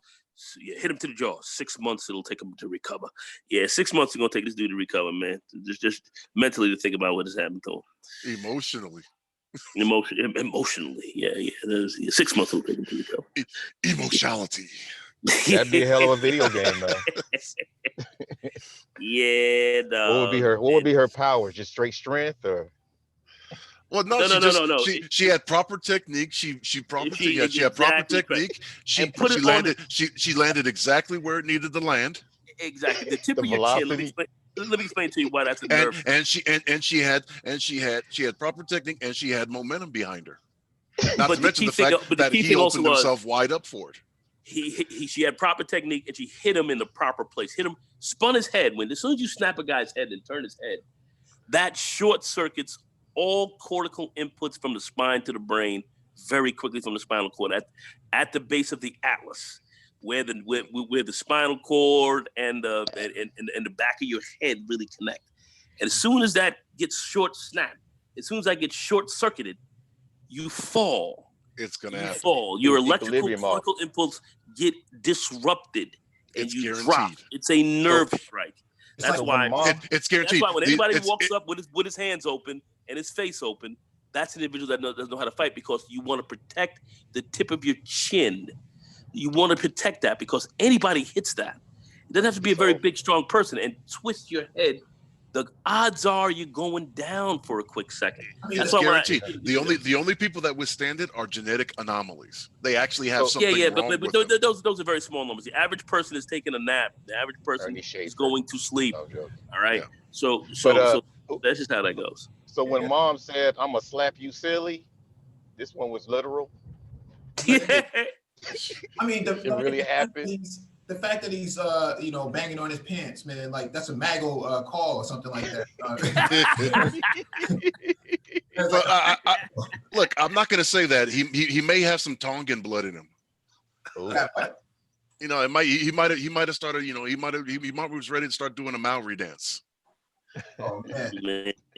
Yeah, the reverse hako. Right on his bandana too, man. Nah, but I know what he said. When he got up, he said, "You be cool." No, you be cool. I mean, instead of Tupac, you be cool. Tupac, man. He was two socks so poor, man. Two socks. Yeah, but her technique was sound. That was one slap. And if you notice too, when she hit him, she kind of turned her body into it, which is hitting with weight. Yep. So when you turn your body, you hit with weight. So she stepped forward, she stepped into it, connected exactly where she needed to. And right at the tip of the chin, he took a nice nap. He said, I'm out though. Right. It's physics. It's the flow of force from that hip all the way through. Plant. Yeah. You gotta be planting there. Because the power comes from the ground. She bend the knees. Yep. Power comes from the ground. A little bit. Oh, you can tell by the way he's dressed. He's from like Milwaukee or something like that. Like there's like a time warp or something. She put his ass in a time warp. Yeah, she didn't really bend her knees, but she got enough of it right for it to count.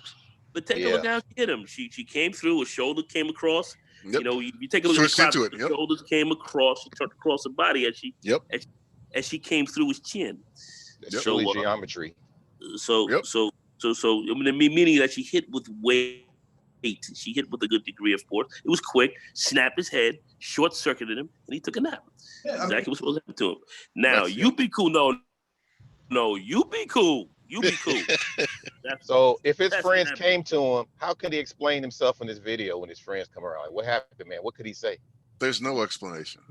he can say I got KTFO'd. That's about it. Well, he could probably say he was drunk or something. He could use that, but in the manosphere, I mean, a lot of these guys are just, sober, man. Most of the time, they're making these comics and stuff, man. I guess, I get, I just hit that lean, but nobody's buying any of it. Anything that he says is nobody's buying. Nobody's buying. And when I hear these guys in the match, I'll be trying to get tough. I'm a tough guy. I knock niggas out. Mm-hmm. Shut the fuck up. You ain't knocking out shit. Talking shit on the tube, and that's about as far as you go. Well, people will come out to fly out to East Texas or fly out here. Shut the fuck up. I'm going. What's funny? Fly out to me to fight me. If I really had, wait a minute. If you really had a problem with me, then you're supposed to fly out to me. Yeah, man. That's the WWF generation. That's how people talk in WWF. I'm going to meet you in the ring. I'm gonna meet you anywhere. Meet you in the exactly, man. You don't listen to these people. What he was trying to tell you was he wasn't threatening you, sir. He was telling you his occupation. He's an anesthesiologist. He knocks people out for a living. Yeah. I listen to these YouTube tough guys. It's a joke. I pay them no mind. There's nothing to take about. There's nothing serious about them. There's nothing to take them seriously. Yeah. It's they're nothing. They're nothing. Right, because you can't reach out through the Ethernet and backhand somebody. Man, come on, man. It's just crazy. To even get caught up into it's a joke. Yeah, it's not worth. That's why you can't. People that be drinking and stuff and doing all kinds of stuff that they shouldn't be doing in front of the computer that make them lose their marbles. It's just a bad thing. It's like double whammy on you. You can't really recover after that because you really internalize something that's fake as something real because you're delusional based on the stuff that's in your body. It's not wise. Yeah. Oh no, I've said, like I said, one of my jobs when I was going through school was bouncing. It's every night that I worked, it happened. There wasn't a single night that it didn't happen. Yeah, I've done a whole lot, but at the end of the day, fighting is a dangerous business. You better know what you're doing. And anybody walking up a guy and doesn't know what his capabilities are and say, I'm gonna put you in the hospital, that individual is in some respects asking to be killed. You have to understand that. So that's why you don't waste time with these people because they just don't know what's going on. Just wait for somebody to come and put their hands on you. If somebody's gonna put their hands on you, that's a different story. Talking to fools, wasting your time. And man, in today's time, I'm in my 40s, so manhood back then. I don't know what happened to manhood was putting up those fists, but I don't know what's going on now. What is it? You got more stuff to where you be able to take as many weapons as you can to put a person away. Well, yeah, the upper hand is the key here for them. Yeah, they don't use hands today either. Oh. Nah, man, most of these kids out here today, gunmen. Look at them. They're walking around 12-inch arms, no traps, no rhomboids. 12-inch arms. That's all the toy products. Can't do 50 push-ups. So they walking around. Hand boots. Yeah. You grab these kids, you'll still break. You'll just break pieces off on them, and it's just they're weak and they're sucker laden. So guys like this running around, smoking cigarettes, out of shape. The tough type look. Not really. He takes one last puff before he goes down. It's like, what are you thinking? Speaking of Tie City Mike, down 12 pounds, up to 2 miles, jog run, and I'm doing more than 50 push-ups. Okay. Now are these horizontal or are they incline, decline? Military, just basic, yeah. You ever do? What's y'all take on handstand push-ups? Headstand. I'm a big proponent of them for competition, but not for regular. Yeah. It's good to do those. Like I said, for competition and all that. But But calisthenics is good. I think pull-ups they do a really good job. The basics: pull-ups, sit-ups, and push-ups. In fairly decent numbers are going to get you fairly butt away. If you do before I start messing with that, I gotta get sub 3 bills. That's I gotta get sub 3 bills. Definitely so, because pulling up 300 pounds is heavy. So but you can do dips and these kind of things. There are a lot of things you can do without just using your own body weight. If you can handle your body weight pretty good, if you can handle your body weight nicely. I'm messing with the lat pull down and stuff like that, right? Understanding that, building up those situations, but lat pull downs, all that's pretty good. But like I said, man, I think just general basic fitness, basic conditioning is what you need. Cardio and good calisthenics. I happen to love weights. But you don't have to lift weights, though I do believe that people should incorporate weights in their training. And I'm not talking about very heavy weights either, because you don't have to lift heavy. So people think you got to lift heavy. No, you do not. But good reps and building up, good muscle tone is in some levels of resistance training is very good. So it just strengthens your bones and everything else like that, and it kind of protects you against injury if you fall. You got strong. If you got a little more muscle on you, you're going to have less injuries. So don't it build up your immune system well? Build up your immune system, absolutely. Yeah. But you look at it. You see guys now in Capoeira and Jiu-Jitsu and all that. A lot of these guys are practicing. But they're training with weights as well. Not heavy weights, but they're training with weights. So it gives you greater flexibility in many respects. So it's great to. It's great to incorporate into any martial art training you have. Oh, look at this dude getting served. Look at these dudes getting served up, man. Yeah. Again, because here, and that's the other thing, right? They get overconfident. I saw this all the time in jail and prison. Overconfident because they slap box with other thugs who don't know how to fight. And the funniest part is when they get knocked completely flat on their back. And when they come up to somebody who has a little bit of training, right? They did boxing growing up, they did kickboxing, they did a little bit of training, little bit of this and that. They just get their ass handed to them. They get their tits lit up. But then they sit back and then they wonder, well, you got to avenge me. I'm gonna get a gun later. Then they want to go to guns on a dude, because after they lost a fair fight. Yeah, just avoid these dudes on the whole, because these guys they ain't nothing. They're sucker late.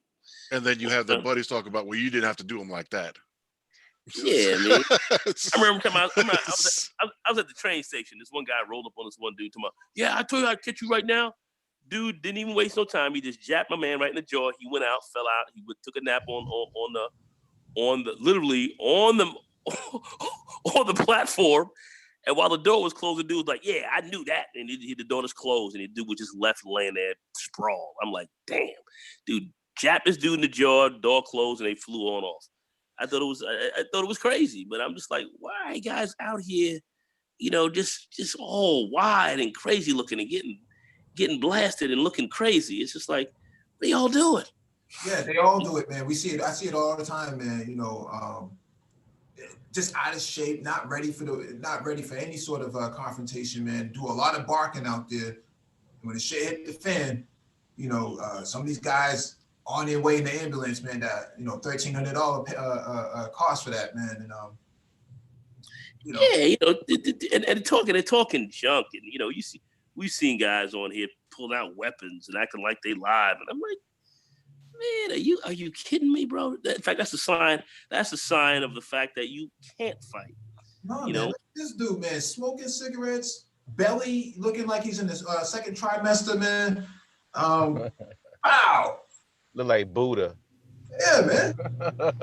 Cholo, but you see cats like that in the manosphere talking smack. Yeah, no. No one ain't gonna get torn out. The first guy with the ponytail, he was smart enough to realize when he stepped into water, he shouldn't have. He kept backing up, right? This other dude, he let his ego ride his check that his ass couldn't catch, and he fell right into the trap. He started chasing him, and once he started chasing him, he was able to line him up and do exactly what he wanted to do with him. I just feel like the urgency to play Gangstar, you know, punks jump up to get beat. No, not Gangstar, Brand Nubian. Punks I could just kill a man. Yeah. In fact, we call that sucking them in and spitting them out. Yeah. Suck them in and then spit them out. That's where he got him right there. Right there. That's where he got him right before he took that hit. That's where he got him, right? Because he thinks, oh yeah, no, I'm the guy here. Oh shit. Oh, you gonna treat me like that? Oh, you gonna treat me like that? I'm gonna fuck you up right now. Suck them in, spit them. Oh, good night. That floor undefeated, fam. That floor undefeated, fam. I guarantee you, if you put the closed captioning up, I got about 90%. I got about 95% of that commentary right. But you know something. You take a look at that. That man could have died. He could have been killed. 100%. 100%. He could have been killed. Look at this other dude getting served up like a rump roast. I mean, just look at these dudes. I mean, it's crazy. I mean, but that's what I'm saying. They Let me watch tell you, too to much all TV, you guys play out too there, much video the minute games. you hear somebody here in the manosphere scream at you and they're gonna beat your ass, they can't fight. Stop it. You know, just stop it. Like stop. He A doesn't lot of know guys. you. He doesn't know you. Yeah, a lot of guys running around. Give me 6 months in the gym and I'm good. Yeah, okay. Give me 6 months. You can't fight. Forget about it. These guys are finished.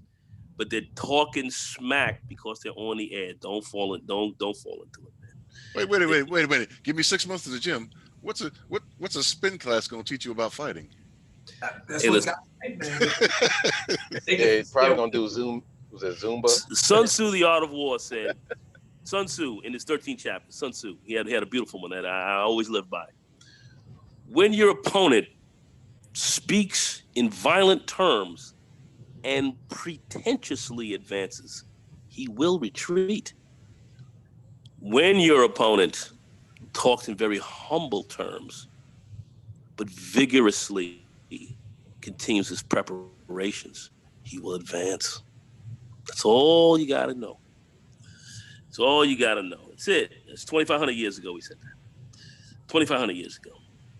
And look at this joker here. Sucker-laid stepping up to get beat down. Look at this crap. Man. There's a lot of guys like that in the manosphere, man. Don't underestimate the nerds, man. Or the educated. No. Sun Tzu also said, if you underestimate your opponent, you shall become his captive. What do you mean by that? You underestimate somebody, you don't know what's up, and you roll into a dude, think you know what's live, he gonna get you. Because you don't know what's going on. You think you know. Like these dudes. These dudes underestimated. They thought they knew what was going on. Taking naps, getting served up like rump roast and shit. This is crazy. Yeah. Look at this. Look at this sucker late. He is straight sucker late. He was just trying to set him up for the windmill technique. And my man just housed him. He's been housing him. Now he comes in and watch this. You know what? He just walked in. He literally just walked into it. Yeah. He walked right into it. Now he looks like now he's doing a Jesus on the cross, laying on his back now. Tony Maceo said something in the chat. Said this guy, the big guy, had a gun on him, and I just looked at the video several times, and he's right. He does have a gun on him. I'm not sure if it's he has something there. I don't know if it's a holster. I don't know if it's that's a gun. I don't know if it's a knife scabbard. I don't know. Well, I guess he didn't need it, huh? Anyway. Well, let's look at this again full screen, man, because we got to really analyze these things when we talk about fitness, man. This guy is not in shape for anything, man. Not even today. I wouldn't even get into a conversation, man. Hablo español. No, I was here it is right here. So if you look right here, that's a gun in the back. Bam! You didn't even get a chance to pull it out if you wanted to. No, because by the time he had a chance to pull it out, he was already asleep. But see, but that's what I'm saying. You got these suckers out here walking around thinking they live and they totally sucker late. Mm-hmm. That's why I don't listen to any of these dudes. I hear these dudes talking all strong. I'm a bitch. Yeah, okay. Yeah, right. Yeah. Yeah, it happens it happens every day, every night. Like I said, and when I was bound, every night that I worked, you saw this at least once. You saw stuff like this at least once, and most of the time, you would just see you would see just two drunk guys flailing at each other because neither one of them had any training, and they get this confidence because they fight other guys that have no training, and sometimes they come out lucky. And then they walk up to somebody, and then they fucking test the guy that actually has just a modicum amount of fundamental training, and it turns it around entirely. Only thing I can say is you guys should go to five-star gym with my man Faraz, and just take a look at some of the videos there. And he trains MMA guys, very, very, very highly skilled guy. I love him to death. And you see him, training real. You see him get to the fundamentals of basic fighting and all. And then he plays these videos of these dudes walking up on guys who definitely have knowledge, and just how terrible it goes for them. Just how poorly it goes. And these guys they walk, and these guys are trying not to fight these people. If you're trying to get into a fight with a guy and the dude looks fairly sizable and he's trying not to fight you, that's a sign. Walk away from that dude. Leave him alone. Right. He's trying not to kill your ass. And a lot of big, dumb motherfuckers out here walking around, talking shit, and they just don't know. They don't know, man. My sensei, he was a kind of a small Iranian dude, but he was built, but you just wouldn't have known just how dangerous this guy really was. This guy, he was a whirling dervish of violence. And I'm just saying, why y'all gonna fuck with this dude? Leave him alone, man. Leave this dude alone. But you got guys out here they just don't know. So that's why I sit down and say, anytime I hear somebody, I knock guys out. I know that dude's a sucker. That he's trying to scare people with his mouth. Real warriors never do that. They just don't do it. They don't even talk about whether they're a warrior or not. They're chill. They don't look They're feeding on your imagination. Huh? They're imagining that they're beating you up instead of happening, so it can mess with your fears. So if you could just put that in the proper context, then it'll never affect you, because they're gonna have to show what they're actually going to do. These guys are not going to do it. I'm saying, Exactly. I would listen to some of this stuff and get a little irritated, but I was like, you got to put it all in context, man. These guys are fucked up. They're just talking out the side of their asses. You would like to see them get beat down, but you just know it ain't gonna happen, and why waste time? Never know, man. You never know. Tommy Sotomayor walking around in Indianapolis. Somebody ran up on him. Yeah, but Tommy was lucky he didn't get killed. Tommy was lucky he did not get killed. Are you serious? Tommy was asking to get killed, and he was lucky that he didn't. I mean, because there's some guys out here whose minds are gone. They're walking around with guns, and they will kill you. That's why I sit here and I see one guy. He gets on YouTube calling all guys all kind of names. This woman's sitting around letting him do it. And I'm sitting there saying, why would this woman sit here and let him talk this way, knowing that you could potentially run up on somebody who's not well in the mind and take him up on it and kill him? Why would you encourage somebody to be out there talking crazy to people when some crazy, unhinged individual coming out of the ether of YouTube, social media, who you might never know, who will look to kill you? Who's out of their minds? Why would you encourage that? I just look at some of this stuff, and it's beyond me. It's beyond. I do understand it. In fact, I actually know what's going on, but I'm not gonna get into that. But you gotta people who let you walk into dangerous situations. I wonder how much of a friend of them are they really? You have to look at that. This dude right here, man. Watch when this guy comes out. Bam, bam, bam. Very dangerous, man. You gotta be very careful. Oh man, I mean, he laid two of those guys out in less than 5 seconds, man.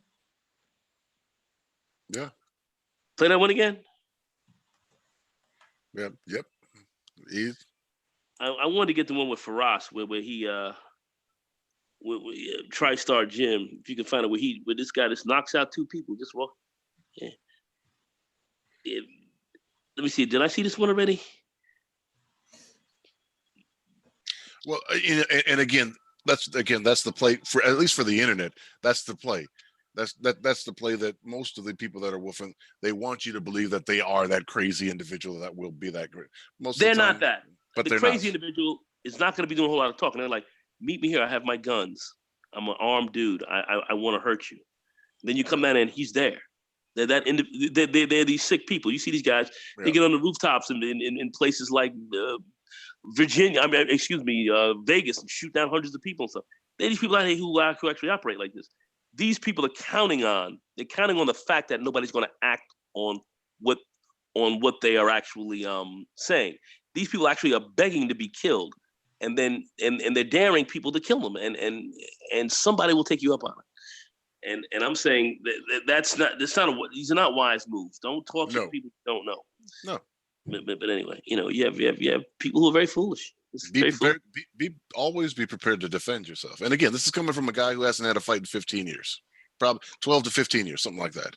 I mean, Judge is the guy who, he sits in his car, locks his doors, man, and just waits for the authorities to come. I'm not getting involved in anything out here. Not anymore, man. I'm telling you, dude. I've paid enough hospital bills, man. I've been sued. Well, it's not like fun. I said, it's not fun.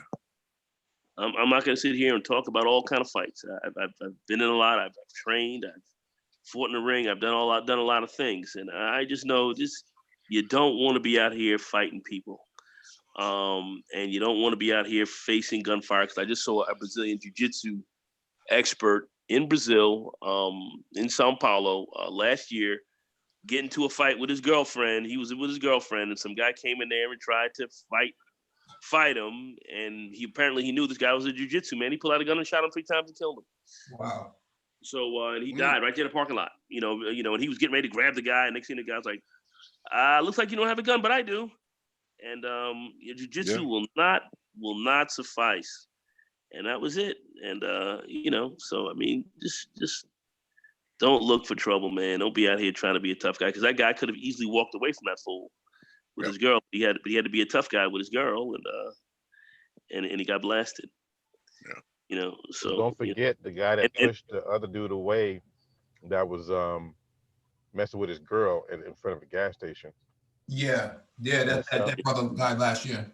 Yeah. And see, these women will get you killed. Like I'm saying, I see these women not pulling their man's coat. They talking crazy shit to all kind of grown men talking shit. And the woman are not pulling their coat. Listen, honey, you need to chill with all of that. Let me get you up out of here, because somebody is probably going to, and God forbid I'm with you someday and some crazy guy comes in there and takes us both out. But these women, anyway, like I'm saying, man got to be thinking out here. Don't take unnecessary risks. Yeah, there's too many ways for it to go sideways. If you if you can avoid it, avoid it. This is just coming from observation and personal experience. If you're not in the ring currently, with somebody with rules, fighting in the street and that kind of stuff. First of all, it's going to get you a case if you do, and if the other person does have a gun, they're going to use it. Especially some 12-inch arm sucker lane with skinny jeans, pop and yang. There's a chance that individual's got a weapon. You got to be very careful. Like this guy right here, man. Another one of those up in New York, or outside of New York, I mean.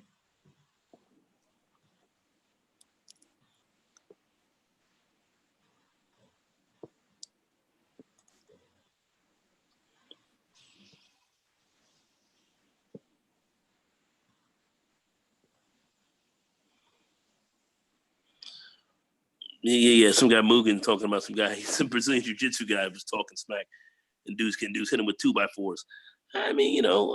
Guys got to be smart, man.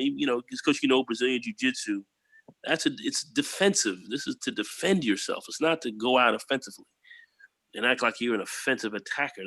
That's supposed to be used when somebody is not expecting that. See, he's That's what I lucky was he's just saying. punching him right now. He's lucky he's just punching him right now. That's why I was saying earlier in the favelas. Well, a lot, this is a little bit much, but Yeah. a lot of capoeira teachers over there, they're complaining about the young only interested in the fight only. They don't want to know about the other stuff. you know what? I take it back. It's not a bit much. He pursued this. I can't say that. Yeah, He yeah. I pursued saw this. that. I saw that black dude. I saw this was actually in the guy puts his head up and he's looking like somebody carry me home. But the deal of this was take me away. he's like, please somebody take me away from all of this. But at the end of the day, he was talking smack. He's over there now twerking, to his head twerking. But you know, what are you doing talking shit for and running up on this dude? Well, what are you doing now? That's how these guys in the manosphere rock, man. That's how and a lot of these guys, they're actually asking to get killed. Mhm. That's the problem. They're asking to get killed. Yeah. And you know, and look at these guys. They're all standing around and watching this dude. Now look at him. He head twerking. He up in there, his head twerking. I saw that. Yeah, no, like I said, I want to say it was too much, but I can't because he pursued this. And again, from my perspective, you make sure that the threat is neutralized. He asked for this ass whipping. He got what he asked for. Yeah. And I hope he's happy. You know what I'm saying? I hope he's happy. You know, with no fighting skills at all. My man had no fighting skills. At least he did not display them. He did not display them. And here my man is got him in the mount position, got him in the mount, doing a ground and pound on his shit. I thought he was gonna put him in a camel clutch or something, man. Man, yeah, he put him in a camel clutch, all right. But like I said, you know, you be cool. You be cool. Well, look, the positive side, silver lining, he'll get that handicap space from now on. Mhm. Yeah. Somebody, because there was some damage done there, serious damage done there. You can kill somebody by punching down on top of the head. Yeah, that's the top of the fontanelle, softer part of the head. Yeah, the fontanelle. You smash through the fontanelle, he's gone. It's brain damage. You can kill him. So I mean, guys out here just very stupid. I saw one situation where this was in New York City gas station. Some guy came out to fight some dude, and the guy hit the guy very hard in the jaw, and the man died. And then the police arrested him until they found the tape, and they found, from the gas station that, the guy ran into him, and the man defended himself, hit the guy right in his jaw, crashed his jaw to the back of his neck, snapped his neck, killed him, and that was it. They had to let him go. I mean, so I'm just like, come on, guys, y'all ain't training, fat as fuck, belly's mucking over your pants. Guys can't walk a flight of stairs without breathing heavy, and they think they're going to get out here and get live. Come on, man. Come on, dog. Yeah, I know we were supposed to talk about defense training, but my position on defense training is that you are prepared for the it's de-escalation first, but right. You definitely size up your opponent if it's going to come down to that. So we did a lot of self-defense training or defense training today with sticks, the Arnis style in martial arts. So definitely learned a lot there, how to block, how to counter, how to sweep, how to use the butt of the of your stick or your the sword. So you hit them with the butt of it in the takedown. So very interesting things, man. I don't see a whole lot of brothers practicing this though. Nah, you talking about college? I mean, sticks and all that's good because just in case if you had to pick up a weapon and utilize it in self-defense, it's good to know. I look at martial arts strictly as a defense mechanism. I look at it as in case somebody decides to attack me, I am prepared. That's why what makes me angry sometimes is when guys start talking smack like they're going to do something, and you don't know what I'm capable of. I don't know what you're capable of, but if you're coming at me talking smack, odds are you have underestimated your opponent. And that's the last thing you want to do is underestimate people. You don't want to get into fights with people you don't know. If you want to get into a fight, you want to make sure you're going to get in the situation that you're going to win. So that means you have to at least know who you're fighting. Asymmetrical warfare. And people don't. And they come out here like you saw these momos out here running up on these dudes getting fucking blasted. But that's what happens. So you don't look for fights. There's no reason for that. Or people talking smack to people they don't know. And that's why you see that's why you see a lot of people just getting fucked up out here, because they just don't use their heads and they talk smack to people they don't know. Not good. Not somebody training consistently and training, hitting heavy bags, lifting weights and doing a lot of cardio and so forth. And training their game all the time, and you ain't training at all, but you gonna run up. I got him.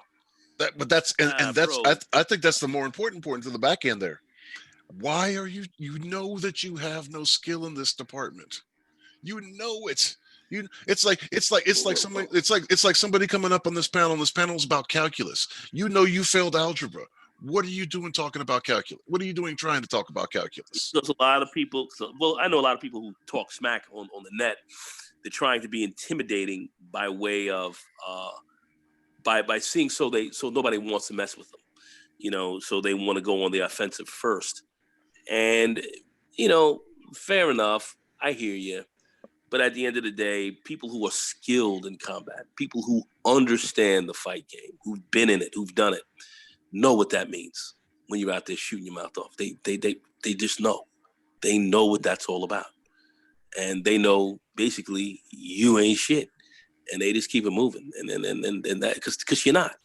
Most dangerous guys I know, they don't talk smack at all. You wouldn't know it. You wouldn't know how live these dudes really are. You just wouldn't know it. Look at this dude, with the undergo. Look at this brother right here in New York. Let me see. Got this millennial looking crazy. Hey, blow it up, Mike. Blow it up a little bit. Okay.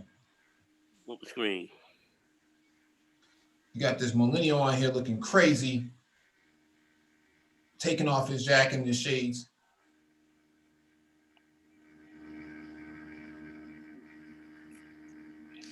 This guy can't do much. He's got to stand here. Okay. Oh, bro. Bang.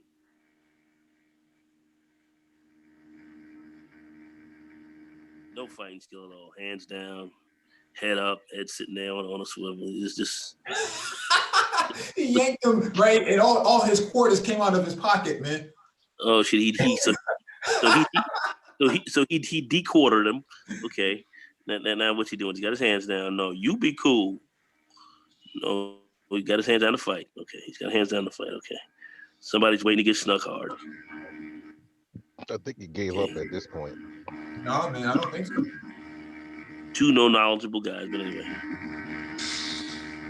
The brother is skilled, man. Very skilled. Yeah, he may be skilled, but okay, this kid walked away. Leave your quarters there too, kid. And he came back for it. He gets what he gets. He came back. Yeah, he smashed with the helmet.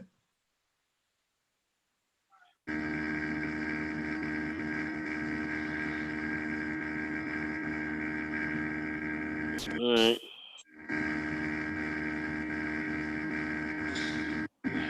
Wow. Me right there, low kick right to the knee, boom, bend him over, flying knee kicks to the head, and he's out. Going. Just launch into him. Bang, bang! He's going. This is a bomb. Have a nice dream. and again, I'm not going to sit here and say that the older cat had right. It's a slap boxing match. This is a slap boxing match. This isn't a fight. It's a slap boxing match. I hate to say it, but the best one is that civil rights uppercut with that bus driver on that chick in Ohio. Oh, you going to jail now? You going to jail now? Wait, shit for that. Come over here, nigga. Yeah, you nigga. That was, oh my God. Oh, but he put her in the reverse C position. He hit her ass and she did like a reverse C and shit. I was like, oh fuck. But that hoe came back. She took a punch. She came back. Yeah. I think Tommy Sotomayor called her. He said that was a BT 1000. She was able to take that punch and come back. But Jimmy James, he has his hand up. He said, "You gonna learn?" What you say? I'm going to jail. Yeah, what's up? Going to jail now. Going to jail now. Hey, what's up? Can you hear me? Yeah, go ahead. All right, what's up? First off, I've been in before, but I'll say this: when it comes to fighting, I used to run a club for a long time, and I can't fight. the thing people realize is the toughest guys, like as the other guy was saying, they never talk about it. I used to run a club right by like an MMA like training place where they train MMA people, and they would always go into the clubs looking to get into beef with some dumb drunk person to practice. You know what I mean? And like they do it in front, people get beat up. But one thing I will say when it comes to training and all that stuff, most fights, if you're fighting one-on-one, it depends. Like if you're in a bar fight, usually bar fights are never one-on-one because usually they're with friends and all that stuff. But if you're training for a one-on-one fight, I always say, like, I trained wrestling. I did Russian Sambo and Brazilian Jiu-Jitsu. So, like, the best thing that you understand about a fight in the regular fight, wrestling is probably the best thing you can do because, like, that one video you showed with the shoot tackle, the guy shoot tackled, left him up. Most wrestling moves are done on concrete are going to be brutal because in wrestling, they do it on mats normally. So it's kind of like you bounce back. But on concrete, there's no bounce. So that's why a lot of times you see fights, street fights, the smart guys go into wrestling like slams, moves, because on concrete, it's like kind of deadly, you know, in a lot of ways. You'll knock a lot of people out doing that. Outside of that, when it comes to straight up fighting, I do MMA, like not MMA, but like I do MMA, but I do like Muay Thai. Muay Thai is the best thing you can train with if you're going to do like straight up combat back and forth because your kicks and your punches, though they're brutal, you're keeping yourself away. And then when they get close, most people are untrained fighters. You know where to hit. And like on top of that, most people when they're fighting, they don't plan to get kicked in the leg, lower leg, back of the knee area. And there's other things you can do if you really want to like shut someone down, but that's for like a different talk, whatever. But outside of that, like, yeah, like training, fighting, I train and fight because I always have. But like, I will say that most people that do train to fight, there's two different types of people that train to fight. There's ones that train like most, I think, just like kind of train to like protect people. And there's other ones who actually go out of their way to look for fights when they go out. And those are the guys, like, I think they're kind of scumbags. I don't think it's fair to like go train and then go looking for people. Let me ask you, these are MMA guys that are training to go out to fight people? It's not just all MMA guys. Like, you understand, like, a lot of people say they're MMA, but they're not really MMA. It's like this, kind of like, okay, if I go to a gym for like, I don't know, 4 months and I'm training like Muay Thai, like MMA stuff, I'm not really an MMA guy. You're not an MMA guy until you have a fight. If you look in the MMA world, you have to have an actual fight, like where it's like, you know, refs and all that stuff. 10 seconds, man. Year one, you know what I mean? That's when you count as an actual MMA guy, right? There are people who train looking just to get into beef with people, but the one thing I want to clarify to everyone is that a lot of times you'll get these black belts and these certifications, so you're a fighter. If you are, you have to go register with like the cops and stuff. You know what I mean? Like your hands will be considered lethal weapons. Where is this? What state are you talking about it? I'm talking about in the sense of like, okay, like let's say I was doing like in California, if you're doing like black belt, right? Let's say you're gonna be a black belt, right? In like myriad of forms of whatever, right? If you are that level where you're training to get these certifications, if you beat someone up, right? You're going to get charged with harder assault than if a regular person fought someone and beat them up. The law is going to certainly go against you if you get into a fight. I mean, I'm in New York, all right, and all my black belts that we trained with, none of us had to register your hand. Not register, but I mean, like, if you do get in a fight, they're going to consider it, like, it's kind of like... If you get into a fight with somebody in a street fight, and it does come up that you are trained, and you're street fighting some dude, and they decide to sue you, and it's because they got their ass whipped, and now they decide to sue you now, and you've got a black belt, you know, and if there's no film of this fight or anything else like that, or no tape of it, you could be facing some trouble in court.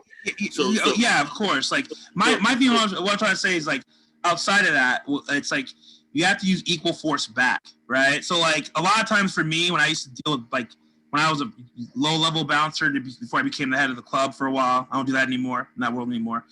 I used to always do holds, right? Guillotine holds, shoot tackle holds, whatever, and then like choke them out or like something where you could put them down. If you're like literally going to be like beating the crap out of them, right? There's a lot of legal issues you're going to most likely face if they have any form of money or status. Like you can sue, they'll sue you. There's all risk. You can be sued. You know, there's all kind of problems. That's why street fighting and getting into street fights and this kind of stuff, it's not really a very smart thing. It's not a very smart thing. You might be able to get away with it in certain areas, like that dude that like when we saw your man Jab get knocked out. He told me, "You be cool," you know. Couldn't have done much, you know. It was a self-defense thing. You did this film there, you know. So you know, you got to be careful. But if there's no film in a situation like that, you know, you could get into a legal situation. It could be legal, man. I mean, fighting is not good business. You know, it's not a good. What the stream is even about. It's not even what the stream is even about. Let's go to Tony Maceo. Hello. What's going on, brother? Hey, what's up, man? What's happening? What's going on, man? What's going on, Tony? What's going on, man? What's happening, man? Well, yeah. I mean, because I was listening to that. My soke at my school here in Ohio, Grandmaster Calvin Campbell was talking to us about that last week. He was saying you have to be careful when you out here. Now, the registration thing, now, I'm not exactly sure that we don't have to do that in Ohio. I don't know where any place else where they do that. But I do know. I do know what you have to do is the force you use has to be reasonable. Proportional. It has to be proportional because my soke actually caught a case and he's on the police force. Was the crazy thing. He walked into a bar, and up here in Ohio, we have some interesting white folks up here, to say the least. Residue rednecks up here in a lot of these rural areas. So a place, you know, up here, there's a place up here called Middletown and Mason. Now they're reasonably, again, rural. And so some of the bars, although they are, as you would call, mixed or integrated, you still got some of these hardcore neo-Nazi, alt-right like white boys up here. And he just happened to be at a club. And it was him and his friends, and you know, one thing led to another. The N-word came out, and they put their hand on his shoulder and turned him around. You know, I guess from the back they were trying to grab him or something like that. He turned him around and he flipped. I think when it was over, he broke a couple of ribs, he snapped a couple of arms, and did some other, you know, minor damage. I think it was the wrist and fingers of some other people. He just basically laid the guys out. And so he wound up going to court, and they charged him with a felony, as they usually do, but they played it down, I think, to disorderly conduct. But he was asking, well, why am I even being charged at all? He said, because when they were on the ground, you could have walked away. You know, it was three of them and it was one of you. And he's like, well, it's three of them and it's one of me. And so he thought that he was erring on the side of caution. But the law said, no, you had, you know, an expedited duty. You could only meet reasonable force with reasonable force. Where was the reasonable force when they were on the ground? You know, and sometimes, again, the courts don't necessarily see things as they happen on the streets. A lot of times the way it's written up on paper is not how it actually happens. So the courts can't appreciate the real life circumstances of those situations. So he had to wind up paying restitutions. He didn't do any jail time. He paid restitutions, and I think they put him on unreported probation for like 90 days, but he kept his job somehow. But that's exactly correct. I mean, when you have those arts, or when you're skilled in those arts, you have to be very careful.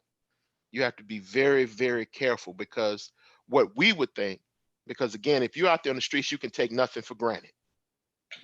You can take nothing for granted out there. There's some as the man said in what was it, Training Day? Yeah. He said there are some profoundly evil people out here. And you don't get the luxury of a lot of times wasting your time with rules. But again, if you have that expedited skill, the court doesn't really give you much wiggle room. So if you lay somebody out, you got to know damn well what you're doing. And as well as in this case, with the guy that, you know, did the sweep, you know, and he went right out.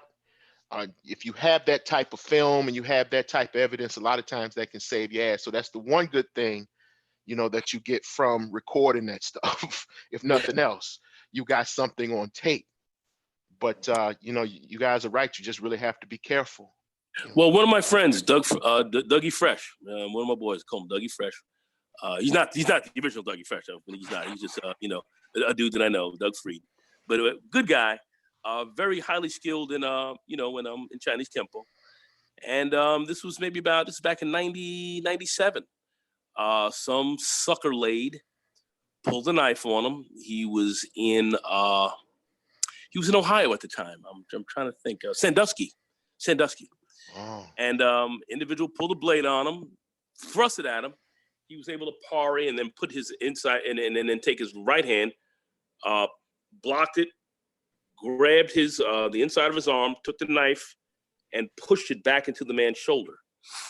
And so the guy swung, but boom, and the knife was then turned back on him, and he put it into the guy's shoulder, hit him underneath the subclavian, caught a bit of the artery. They had to bring the guy, they had to save the guy. The guy almost died. So they arrested Dougie.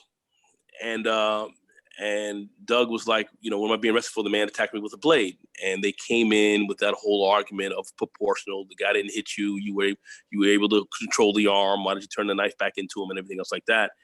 And it must have cost him maybe $30,000 in legal fees just to get just to get out of that. Now, this guy, in my view, he pulled a knife on him. The knife ended up back in his back in his body. I got no problem with that.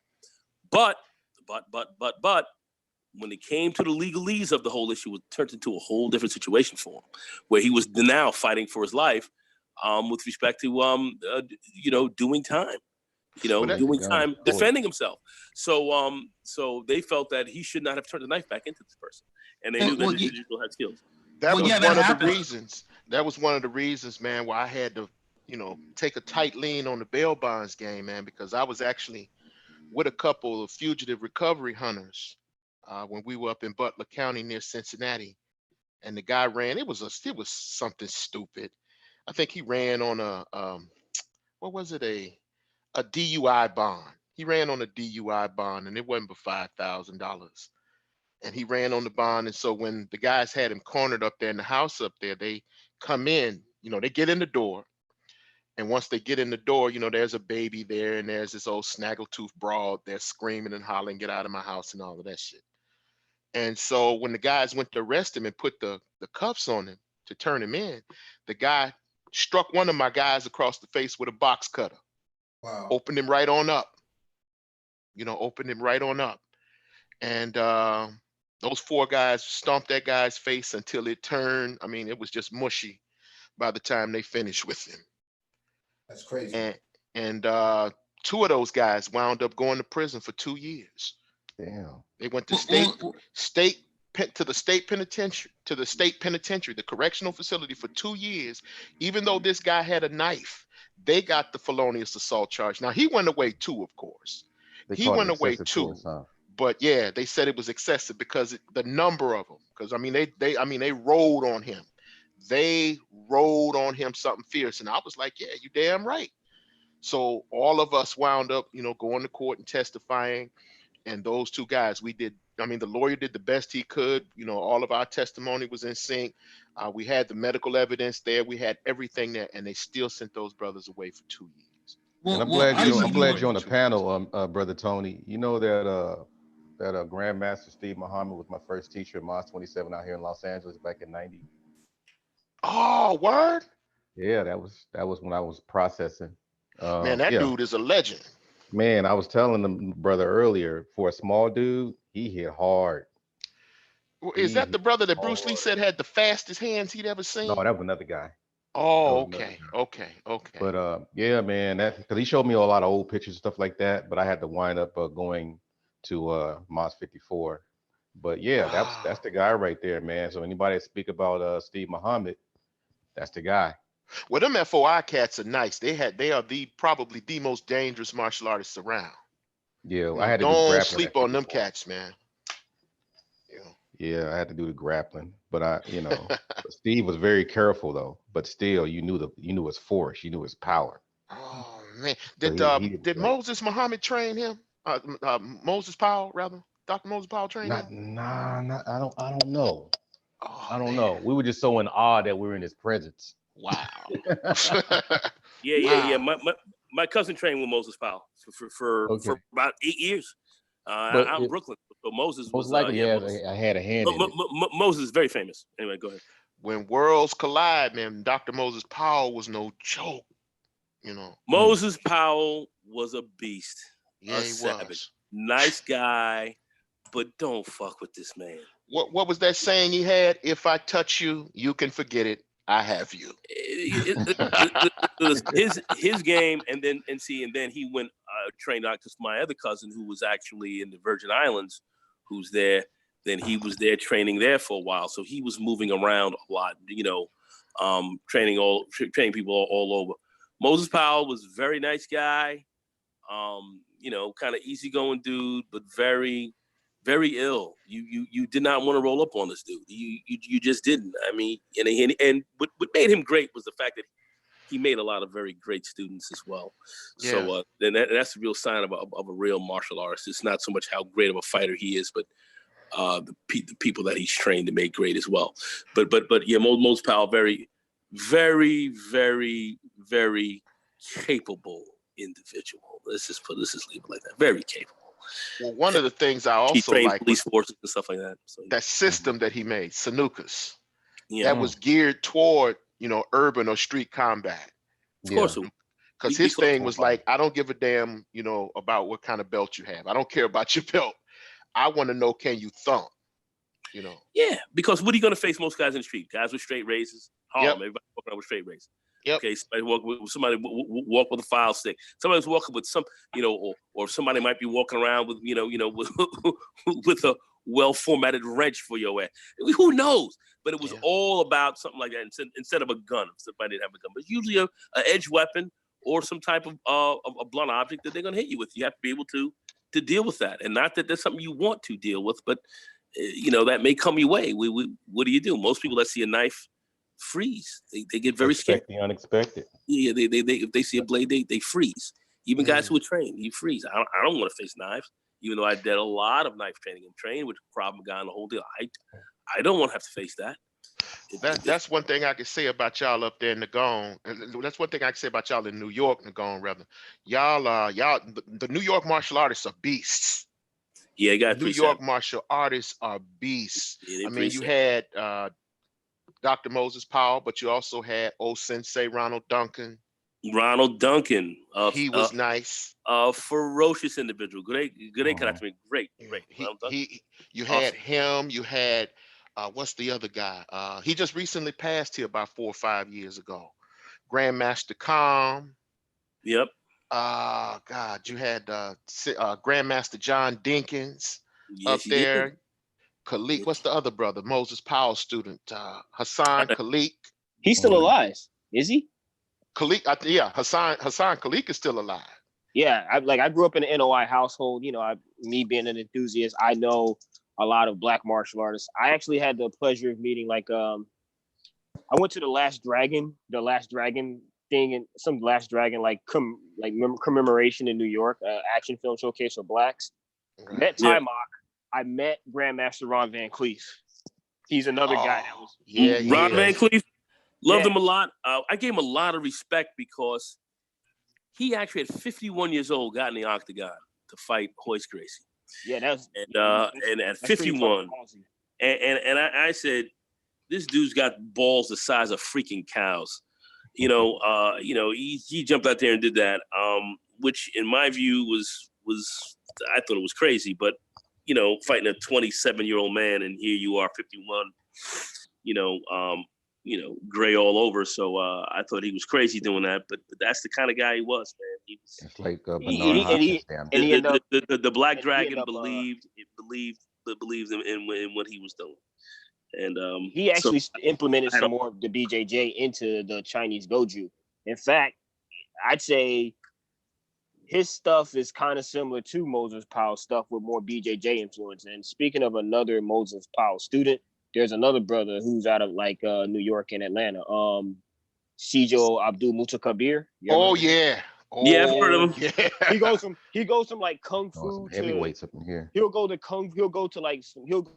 different styles of kung fu and a stand up to boxing, and then his own version of jiu-jitsu, and then he does some knife and sword knife stuff as well.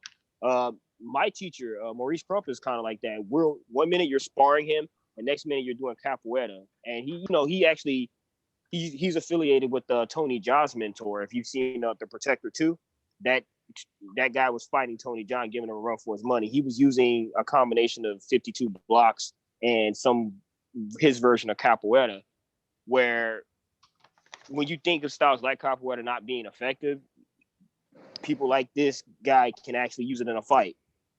You know, and then, you know, we're talking about like see, all these guys. That's why I don't mean to interrupt you because you made a very good point. You could use it in a fight. All of these guys use or they practice their art for practical application in a combat situation. That's how these guys practiced. It wasn't flowery or for show. These guys were, listen, if you get into some shit, this is what's up. And a lot of those NOI dudes, I saw some NOI cats. I was over there by York College in Queens. This was some years back.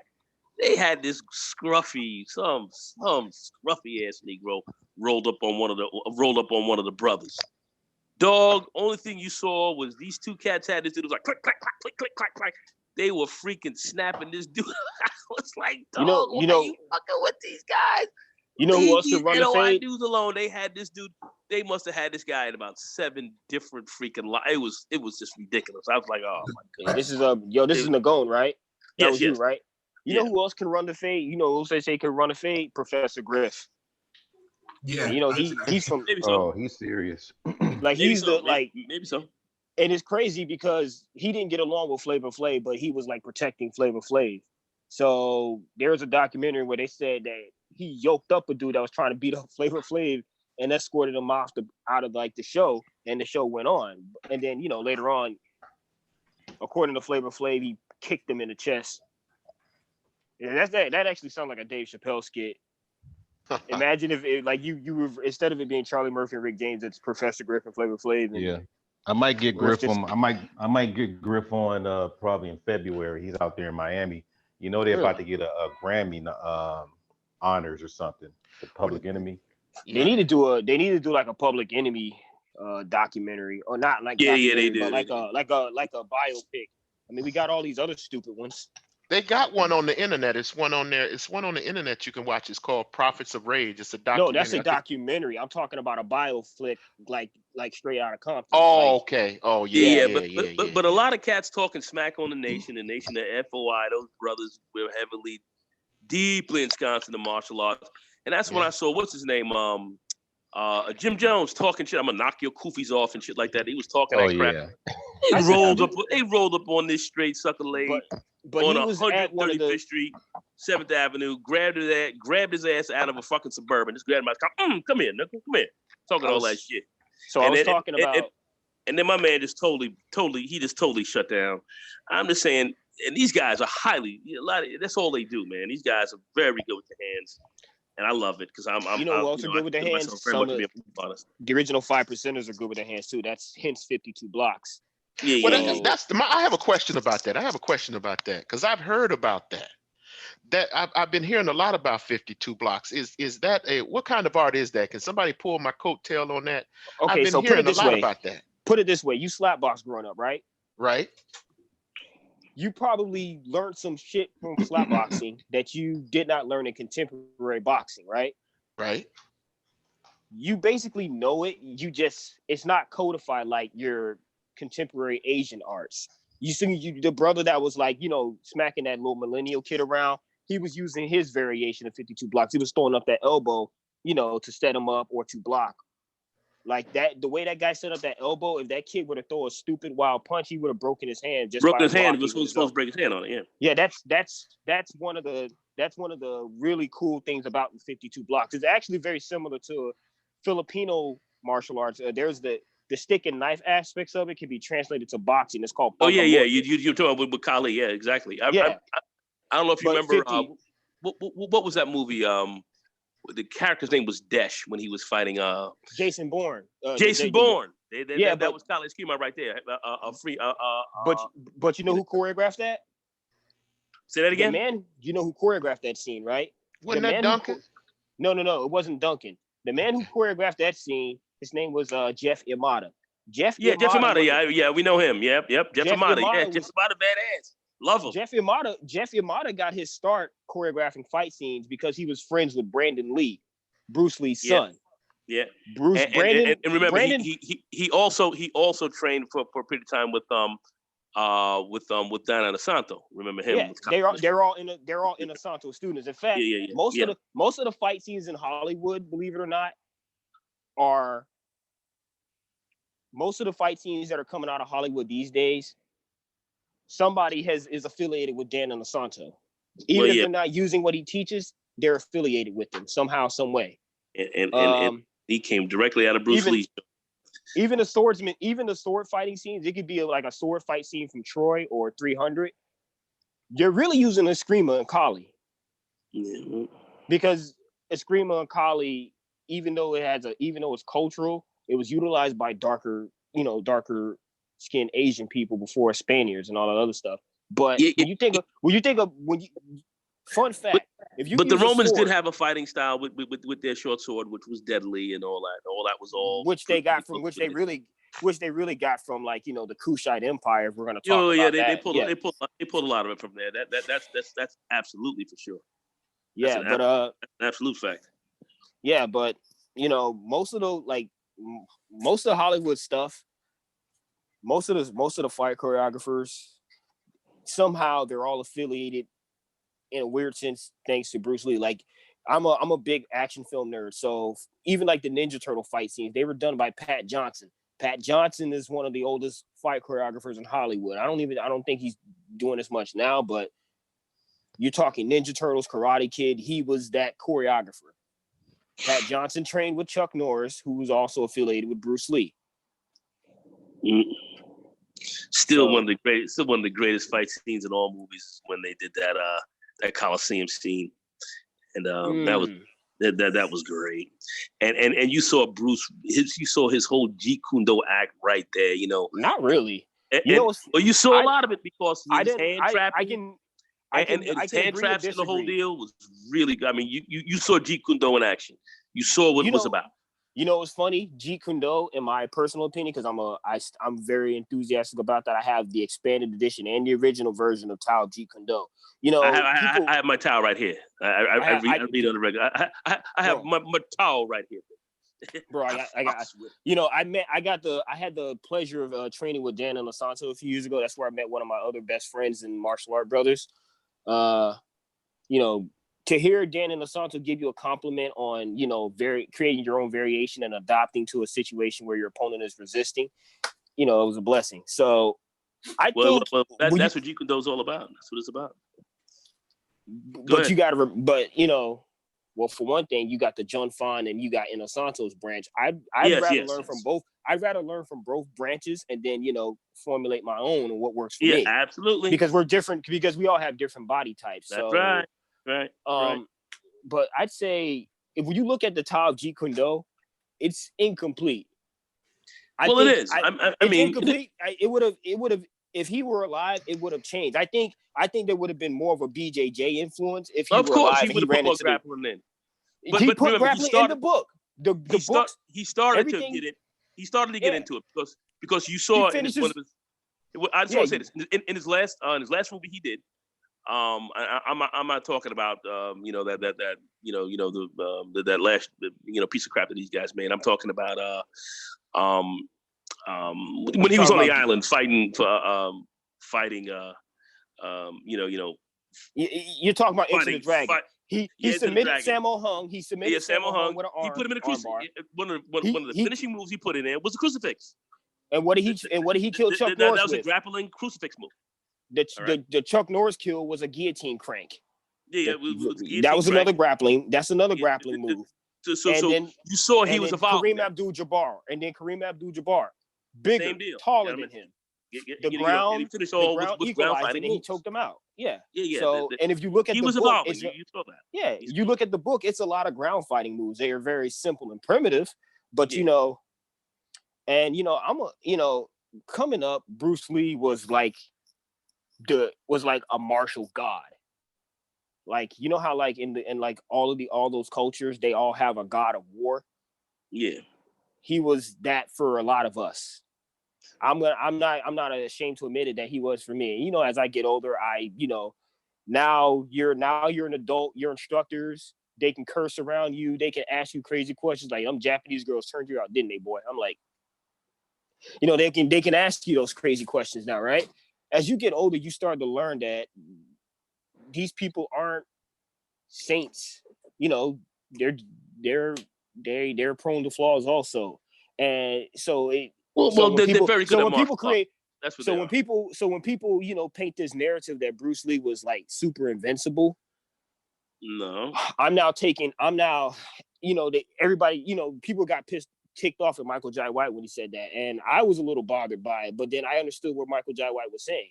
Hold on a second. I just want to say, Bruce Lee never thought he was undefeatable. Bruce Lee thought that Muhammad Ali would have whipped his ass. He said, "Well, what about Muhammad?" He said he would have no chance against Muhammad. He said he would have no chance. I never heard that quote. No, he said it. I heard a quote that he said it. I wouldn't put it past him. I wouldn't put it past him. And once again, he said it. He loved Jersey Joe Walcott, and if you listen to Dan on Jack Dempsey. Well, Dempsey left. Dempsey wasn't really that nice. He wasn't live like that. Okay, because guys like when the masses were in session, guys like Ferge and all of them, they would eat his ass alive. But I'm saying I'm going with the real masters of the game, guys like Muhammad, who was a masterful fighter. Somebody who had movements, and when you saw, even at the end of the Dragon, when he started, he had to adapt his style to Chuck Norris's style. He was making a point. You have to be adaptable, and then he started dancing, moving around. He picked that up from that was Muhammad Ali, Ali and Jersey Joe Walker. So he had studied that, and the foot and the checking and Inosanto talked about that in depth. The checking the feet. He studied those fights, and so he didn't think he didn't think he was indefensible. He was learning from these guys. Well, what's crazy about Gordo Dan? Gordo Dan, he's like a crazy historian. Even he will pay homage to like the way the Filipino swords or the way the swords are designed. He'll pay homage and say, he'll pinpoint and trace them back to regions in Africa before they got to the Philippines. Dan Inosanto has said that himself. But with Bruce Lee, what I find vexing about Wing Chun? It's not that it's ineffective. It's just that the context that a lot of its, practitioners try to use it in 100% verbatim. That's what gets them cracked in a fight. I said it in the chat, if you're gonna do Wing Chun, you might as well just go and do JKD, because you're not just standing still in that Ichikino Mao stance and with your gates open, waiting to counter a jab with the Bong Sao and the jab just standing there. And no disrespect to the NOI and the Sanukas Ryu Jiu-Jitsu, but from sparring and fights and looking at real situations, there comes a point in your training where it's like, okay, if they're demonstrating what you do against a person when they punch you and the punch is still standing out there, Are you talking about Wing Chun right now?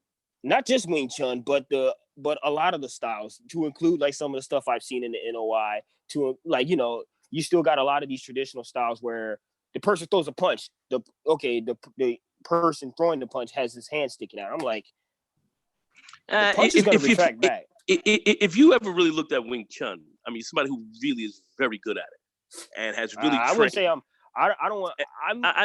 can make it work. I can make it work better than who's really trained, and I'm talking about people who are very well skilled in that Sum Lum Tao, Bil Ji, those forms, and really, and Pak Sao, Lap Sao, and all. When you start to really get into that, where you're trapping, you're blocking, it's very much like Western boxing. It's quick, fast. It's movement. It's sweeps. It's moving around. It's a dynamic, fluid form, and it looks similar. It looks very similar to a boxing style. That's why 52 blocks. Bruce Lee would do it. Simultaneous blocks and strikes, where you block and then you continue in and strike and hit at the same time, and then move in and follow up, and then get in. That's why it complements the Filipino martial arts and Penjak Silat. All of that shit is highly butter laid if you get very well skilled in it. Okay, because somebody like, because remember, Bruce Lee never finished. He never went to the ultimate in that style. He never did. He left. He never finished the entire curriculum. He left Yip Man. Okay, but Yip Man fucked a lot of guys up. He fucked a lot of dudes up practically because this guy really he had the full system down. So Bruce didn't have it. Bruce took part of that system. He had, he had the, he had the Pak Sao, Lop Sao, Bill G. He had a lot of that good stuff. He was very good with the wooden dummy. And then he thought that there were certain things that he wanted, Bill, Bruce was a renegade, but he was exceedingly talented, very fast, and was doing some different type of stuff that he brought to the game. He also studied other styles. He also learned Kung Fu from other people. Did. That's why he said before he left Hong Kong and when he you can't have one simple way to go. But here's to be fair in his defense, to like hardcore traditionalists who are for Wing Chun or for the John Fan branch. Here's my thing: if you're my teacher, realistically speaking, are you going to teach me every single thing you know? Knowing that I know. Well, see, that's a great question because that's why I think the Japanese martial arts overtook the Chinese, because the Chinese were always concerned about hiding something so they couldn't be beaten by their students. The Japanese had a different philosophy towards it. The Japanese had what they call a mushishugyo. So a samurai could learn a curriculum. I just want to finish up. The Japanese wanted to say, listen, my deal is to make sure that if you're going to be my top student, by the end of this program, by the time we're finished up, you should be better than me. they didn't fear that. Where the Chinese would hide stuff. And I agree. And here's another thing with the Chinese, especially when you think of like the other styles like Silat and how some of the Filipino martial arts are heavily influenced by Chinese because a lot of Chinese people migrated to the other parts of Asia, and they intertwine with different ethnic families and different nationalities, and then that's how these other styles like Silat were born. To be fair, even if Bruce Lee had finished the entire Wing Chun curriculum, I wouldn't put it past him to still build off of it, unlike most of the traditional Chinese martial artists. Once again, with the Japanese, there was something called a mushishugyo. So you may have learned the sword from me, but then you got into it with somebody else. Maybe you guys, to be nice, it was a stalemate and you guys exchanged techniques. That stopped happening in China. If you look at the history of Wing Chun, it started out with striking, but then, not Lung Bok Chow, but his students, they met other students and then they exchanged techniques. So that's why you have the staff and the butterfly knives from Wing Chun, because, it was an exchange. But then somewhere along the way, the exchange had stopped. Well, a lot of Wing Chun, when you really, they put a lot of that stuff in for traditional Chinese martial arts. But Wing Chun was originally designed to be a basic street fighting style when you were walking home on those long roads in China. Okay, in really more the northern parts. So that's why it wasn't southern. It was southern. It was more other, and reasons why I explained to you, because there's not a lot of high flying kicks and everything else like that because of the conformation of the ground. And so you had to keep everything pretty low sweeps, nothing, no kicks that they have really are above the waist. Okay, everything is low. Okay, southern. More southern style. As people evolved more from a southern style perspective, the weather was different. So you could fly around and do a lot more high flying kind of things, but when you were more northbound, it was a bit colder. So therefore, your techniques were really guided more for low kicks, low ground where you wouldn't have a chance to really lose your footing, and then your hand techniques had to be very good. That's why the trapping and so forth was very important. So so therefore, you were defending yourself against brigands.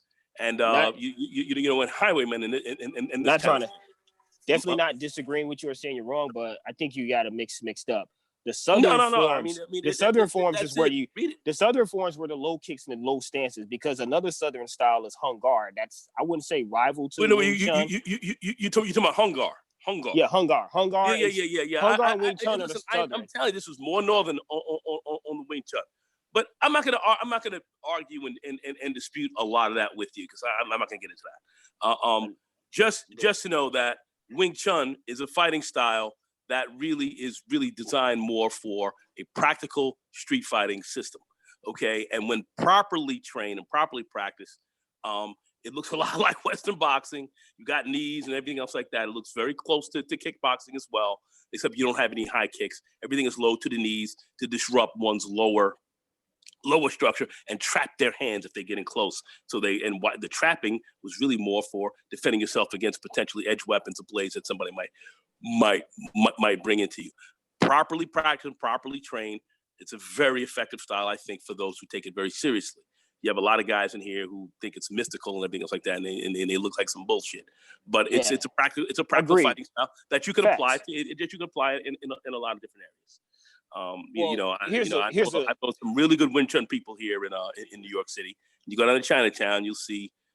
You got to be careful. You got to be escorted in, because if you come in as just a regular American, and you come to their schools, and you start looking around, you'll find yourself running out of there because guys will be chasing you out of the neighborhood. But so you got to be escorted. I agree, and I can agree with you on that. Now, here's my thing. You're saying that mysticism. That mysticism crap was across the board. You even with like Western swordsmanship and Knights of the Round Table, that had some mysticism and all that. Even with people wanting to be cowboys and thinking about the gunfight at the OK Corral, which didn't really last as long as the movies portray it. The stories, the heroes, the people who became legends behind these things, that's where the mysticism comes into play. That's where the fantasy and the ethereal viewpoints of combat come into play. And then you got to take into consideration that fighting is dirty. It's interesting how you just said that Wing Chun is much more like boxing. I see where you're going with it, because it is boxing because they call them Chinese boxers. Yeah, that's what they were. Wing Chun people, they call them boxers. Well, that's any Chinese martial artist. Like, hence when you think about the Boxer Rebellion, if they didn't use the word wushu initially. They used gung fu or Chinese boxing. So a lot of so when the Boxer Rebellion, you knew that they were using martial arts and ancient Chinese melee weapons against firearms, and they thought that iron body training would. Yeah, they thought. I mean, it was Shaolin. It was basically Shaolin monks, and these guys coming out there using. These guys were great fighters, but you ain't made much you gonna do against a carbine rifle. But the Shaolin Temple had been burned down, and check out that Michael Jai White interview whenever you guys get the chance. Yeah, he said that he debunked. He said the whole thing about like how the Shaolin Temple had been burnt down. So when people were coming to do tours, it was wushu teams that were actually doing it. And so when people wanted to actually learn kung fu, they were really just learning like the showmanship versions. But much of the Shaolin temple was built from stone, and you can see when you go into a lot of places, it's actually stones on the floor that actually are indented from people from just doing constant, stomps and stuff in the same place over thousands of years. That temple was built by a king. A king had he did it. Had commissioned that to be built. So you won't see any temples like that. Nobody with those resources to build a martial arts anywhere around in modern times. But it wasn't meant to be a martial art at first. Remember, it was meant to improve the health and wellness of the monks, because they spent most of their time sitting down and translating Indian Buddhist scripts to Chinese. It was, but then always remember, the monks would then be dispatched to go out and teach, certain kinds of teaching outside of the temple, and these guys would face, China kind of rough, man. You walk around the countryside, you're gonna run into gangs, you're gonna run into some brigands. I agree. So you kind of had to be ready for Freddy. You know what I'm saying? So yeah. So those guys practiced a lot of iron body training. They did a lot of stuff. Man. Those guys were nothing to play with. After a while, they were no. I think they, in terms of athleticism and physical fitness, they're on par with Olympic level athletes. Capoeiras, like some of the stuff, like I can do one hand push-ups finally. I don't think I'll make it to 2-finger push-ups anytime soon. But that's a well that was Bruce and them getting exceedingly live. Those dudes were taken to another level. They were taken to another level. Here's another thing. Wing Chun because it's Shaolin descent, technically that 1-inch punch wasn't Bruce Lee's, or I don't even think it was Wing Chun's thing. I'm not gonna say it can't be used in a fight, the idea behind it, there is a way to translate it to utilize I've it in seen a some fight. Wing Chun. I've seen some Wing Chun dudes down here in New York, Canal Street. So, these guys, who are very now. Much of their fighting since it evolved, and they kept it going, actually through the gangs, through the Tangs and the Oshinos and so forth. Same thing with the Became Chinese gangs. law enforcement and military. They can, But people then say they, kung fu sucks, but they'll but mess then you up. they moved it out. They came out, and then they've been teaching it in schools where it's very practical. These guys, you don't want to really just go grabbing these dudes and acting like you gonna get live with them. You're gonna have a problem. You got a problem. New York, and you're talking about New York also. You gonna have a problem with these dudes. I was in New York once. There's a reason. Me being from Florida, we're considered Southern. People come from New York and they come down here and they're like, wow, people are nice and say hi to you. We're not used to that in New York. So I can see that. I've heard some some people say that they don't really trust a lot of people in New York. Somebody will talk to you specifically to rob you. Hey, let me check out what type of phone you got. Oh, thanks. Just walk away with it. So I can see that. Well, that people in New York will do that to you. I don't know. That's crazy. I don't know what you're talking about. This dude from East Harlem was saying that's what happened to him once. That's whack as fuck. Nah, that shit ain't going down. I mean, those are tall tales that are told to you something. No, that's how he made it. He makes videos. His name is he's a I guess Afro Latino, Dominican, Puerto Rican type kid. He makes some interesting videos. Said that's how he got robbed, and he studies martial arts also. He's like that's well. Come to New York. You'll find crime. Crime is very low here, and maybe now it ain't like that, fam. It ain't like that. What part of New York am I going to? I don't know. You can go anywhere. You can go to Harlem. You can go to Brooklyn. You can go to Queens. Doesn't make a difference. I don't know, I don't know how it is now, but it was pretty damn rough during the 70s. Yeah, it was, man. Pretty damn rough during the 70s because that's how a lot of those good martial artists got produced. New York is known for producing some great martial artists, and so they came out of New York. You had a lot of drugs. Yeah. You had a drug scourge. You had a lot of crime going on. You had the place was a fucking madhouse. That has been cleaned up. This has been.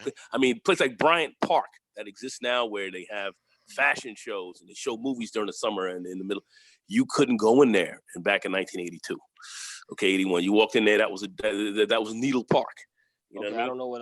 I don't know. I was born 87, so I don't know what's going on, man. Yeah. You're my daughter's age, but anyway. Well, damn. That was like that back in those days.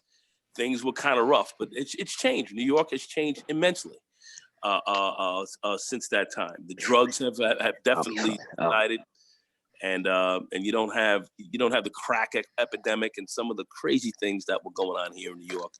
That they called it Gotham. Gotham was fucked up, but it's changed. It's changed a great deal. A much safer city. In fact, I think 2017, I think we had the lowest crime rate in the city that we've seen since 1955. Well, you guys were. I can see that you guys were put under a microscope for the past few decades. Yeah. The thing, and and the people themselves said we're tired of the bullshit. And black folks and whatnot, we got off the drugs and said we ain't fucking with us like that anymore.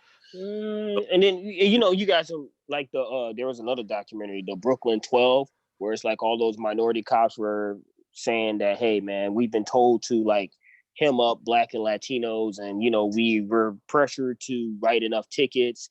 They say they're saying it's not a quota, but it really is a quota system.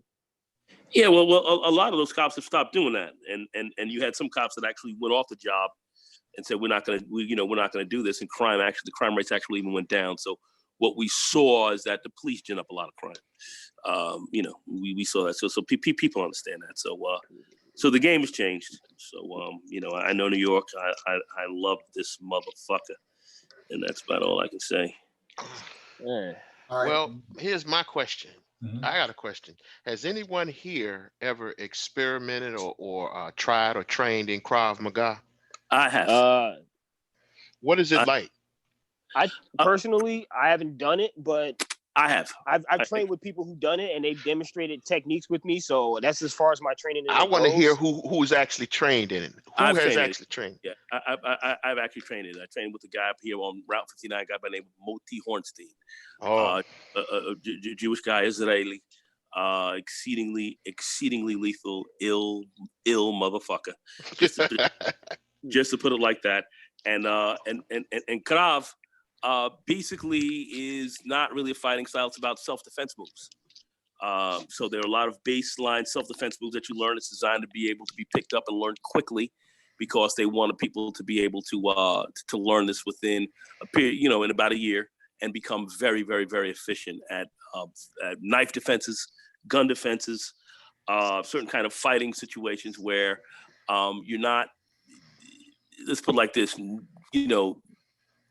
eye gouges, throat strikes, grabs, groin hits. I mean, you are learning techniques that would be illegal in, let's say, a sport match. Karate is a sport when you practice it in tournaments.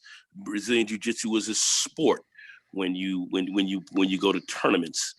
Boxing is a sport when you put it in the ring. Krav is not a sport. Krav is about, I'm going for the most open weapon, the most open area I can hit. I'm going for your groin. I'm going for your throat. I'm going for your eyes. All right. If you're gonna, pull a weapon on me, I'm going to find, they're gonna show you techniques on how to reverse that weapon and pull, and not only get the weapon away from that person, but turn it on him. Okay. Here's a. I'm sorry to cut in. It's not a sport, so they don't want you to practice in the sport way. It's not MMA. It's about total self-defense and ending your opponent's attack any which way you can, as violently as you can.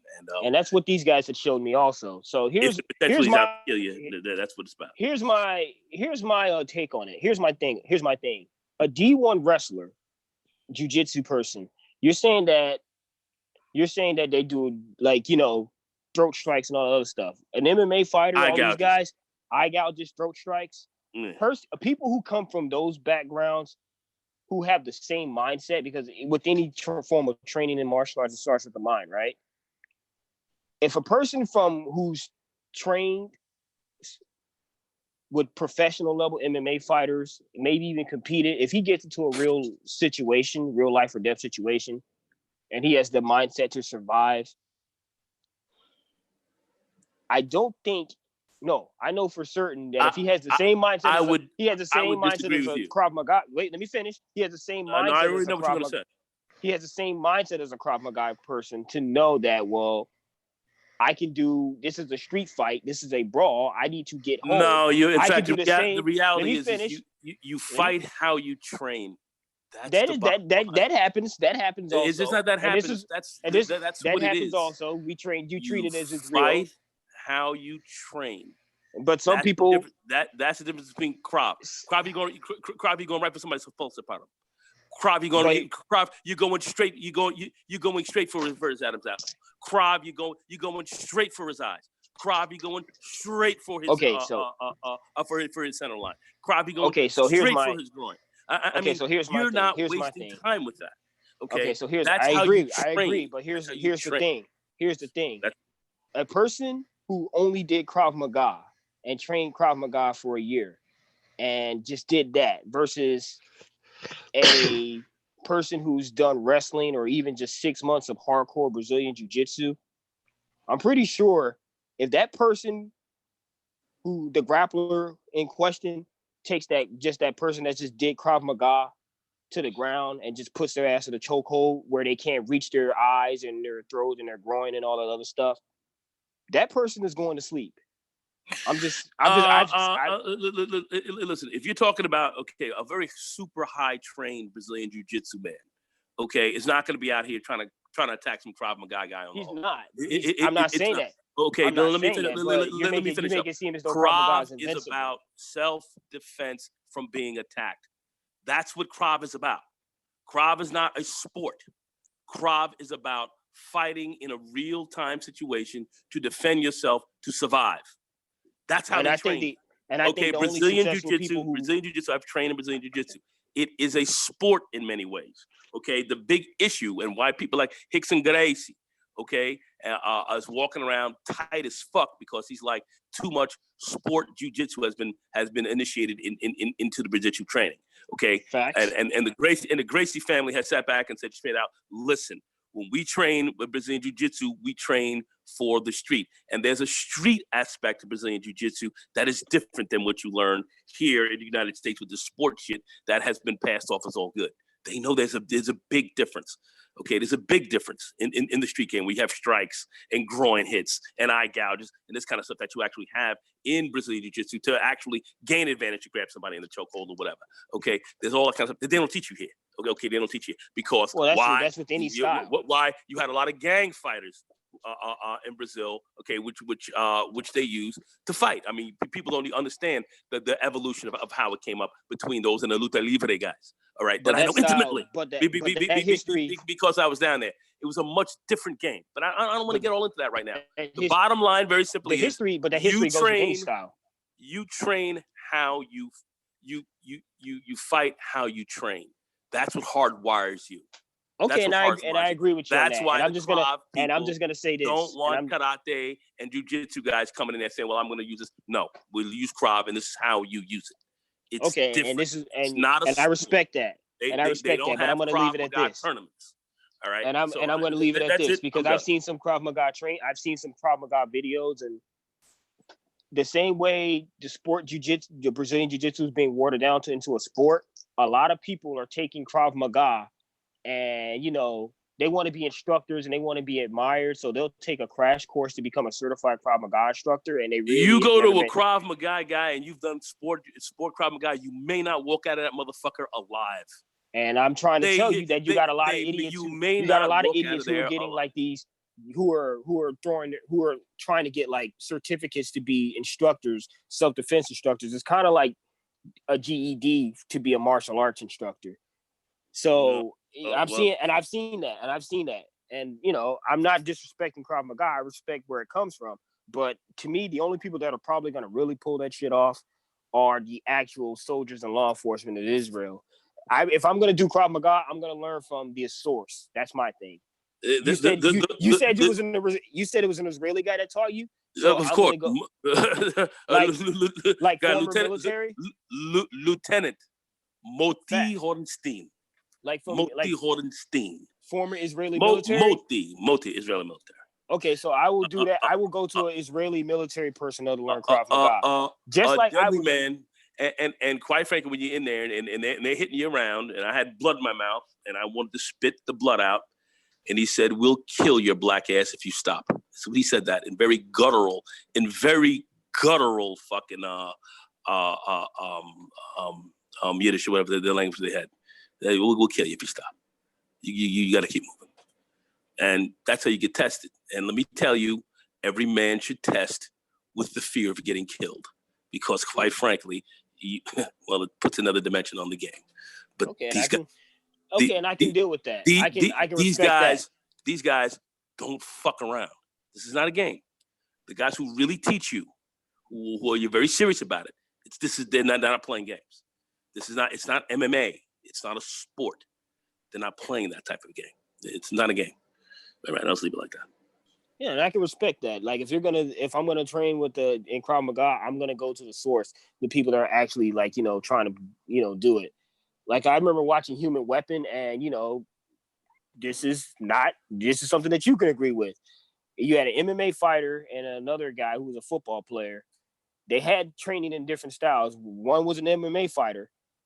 They ran up on him with a training knife, and he could not fight that person off. And I did say something in the chat about like, some MMA and BJJ guys going around looking for fights like War Machine. There was another fight I saw years ago. I guess some MMA fighters had dissed this one chick at a gas station in Brazil.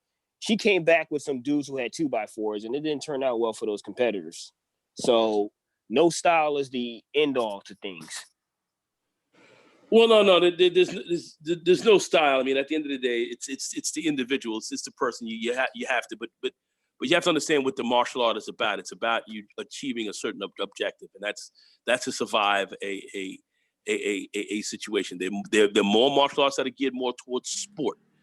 Taekwondo and some aspects of Aikido and all that's trained more towards sport.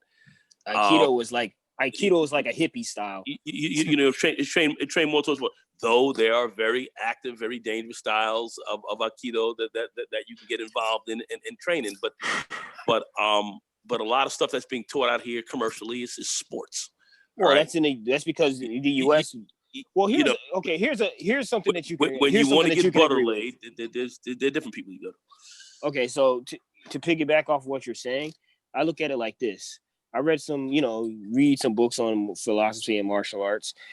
When you break down the word martial, Mars is the Latin term for, the Roman god of war. So when you're talking about martial arts, you're thinking warlike. And then when you bring the word art into it, you think of aesthetics. So you have your wushu, you have your katas and all that. No, it's just not. No, arts are not. No, so much wait. Let me finish. That's my interpretation of it. High in depth of knowledge. Oh, okay, all right. Yeah. That's my interpretation of it. Okay, now, right. I like to use the word science. Now, when we're talking about science, we're talking about history, geography, the human anatomy, physics, even some levels of geometry. You got to know if I move in this 45-degree angle, this 90-degree angle, this 180-degree angle, if I turn 360 degrees, knowing those things is, to me, that's what makes it the martial science. So I consider what I do these days more of a martial science versus the art. The art would be like, the forms, the acrobatics and all the other stuff. And, in defense to what you were saying about Taekwondo and all those other arts being a sport, the origins, when you go to the countries where it's done, when it's put in the military and law enforcement context, it's not a sport. That's why when you're talking about Krav Maga, if it's in a military or law enforcement, and if it's one of those personnel training me because I'm in the military part-time, I would rather go to those sources and train in it before I do the sport aspect of it. They have military TKD that's taught in the North Korean military. No, it's in the South Korean also, and certainly in the South Korean military as well. But it's different than what let's say a Master Kang or somebody here is going to freaking put you through a belt school and pay, and you're going to get an updated belt every 5 months if you long as keep paying their fucking fees, and basically you just learn how to jump around and throw some kicks, which is some dog shit. All right, it's been watered down. All right, the real stuff that's there is different. They're training it differently. All right, and I agree because its military applications are different. Krav Maga is Israeli fighting system, and it's for empty hands or edge weapons if you're going to get into combat. It's about taking your opponent out. It's about killing them. Anyway, I'm sorry, Mike. Go ahead. No, I'm saying we need to end the live stream because we got another one coming up. So thank you all for joining us. Shalom.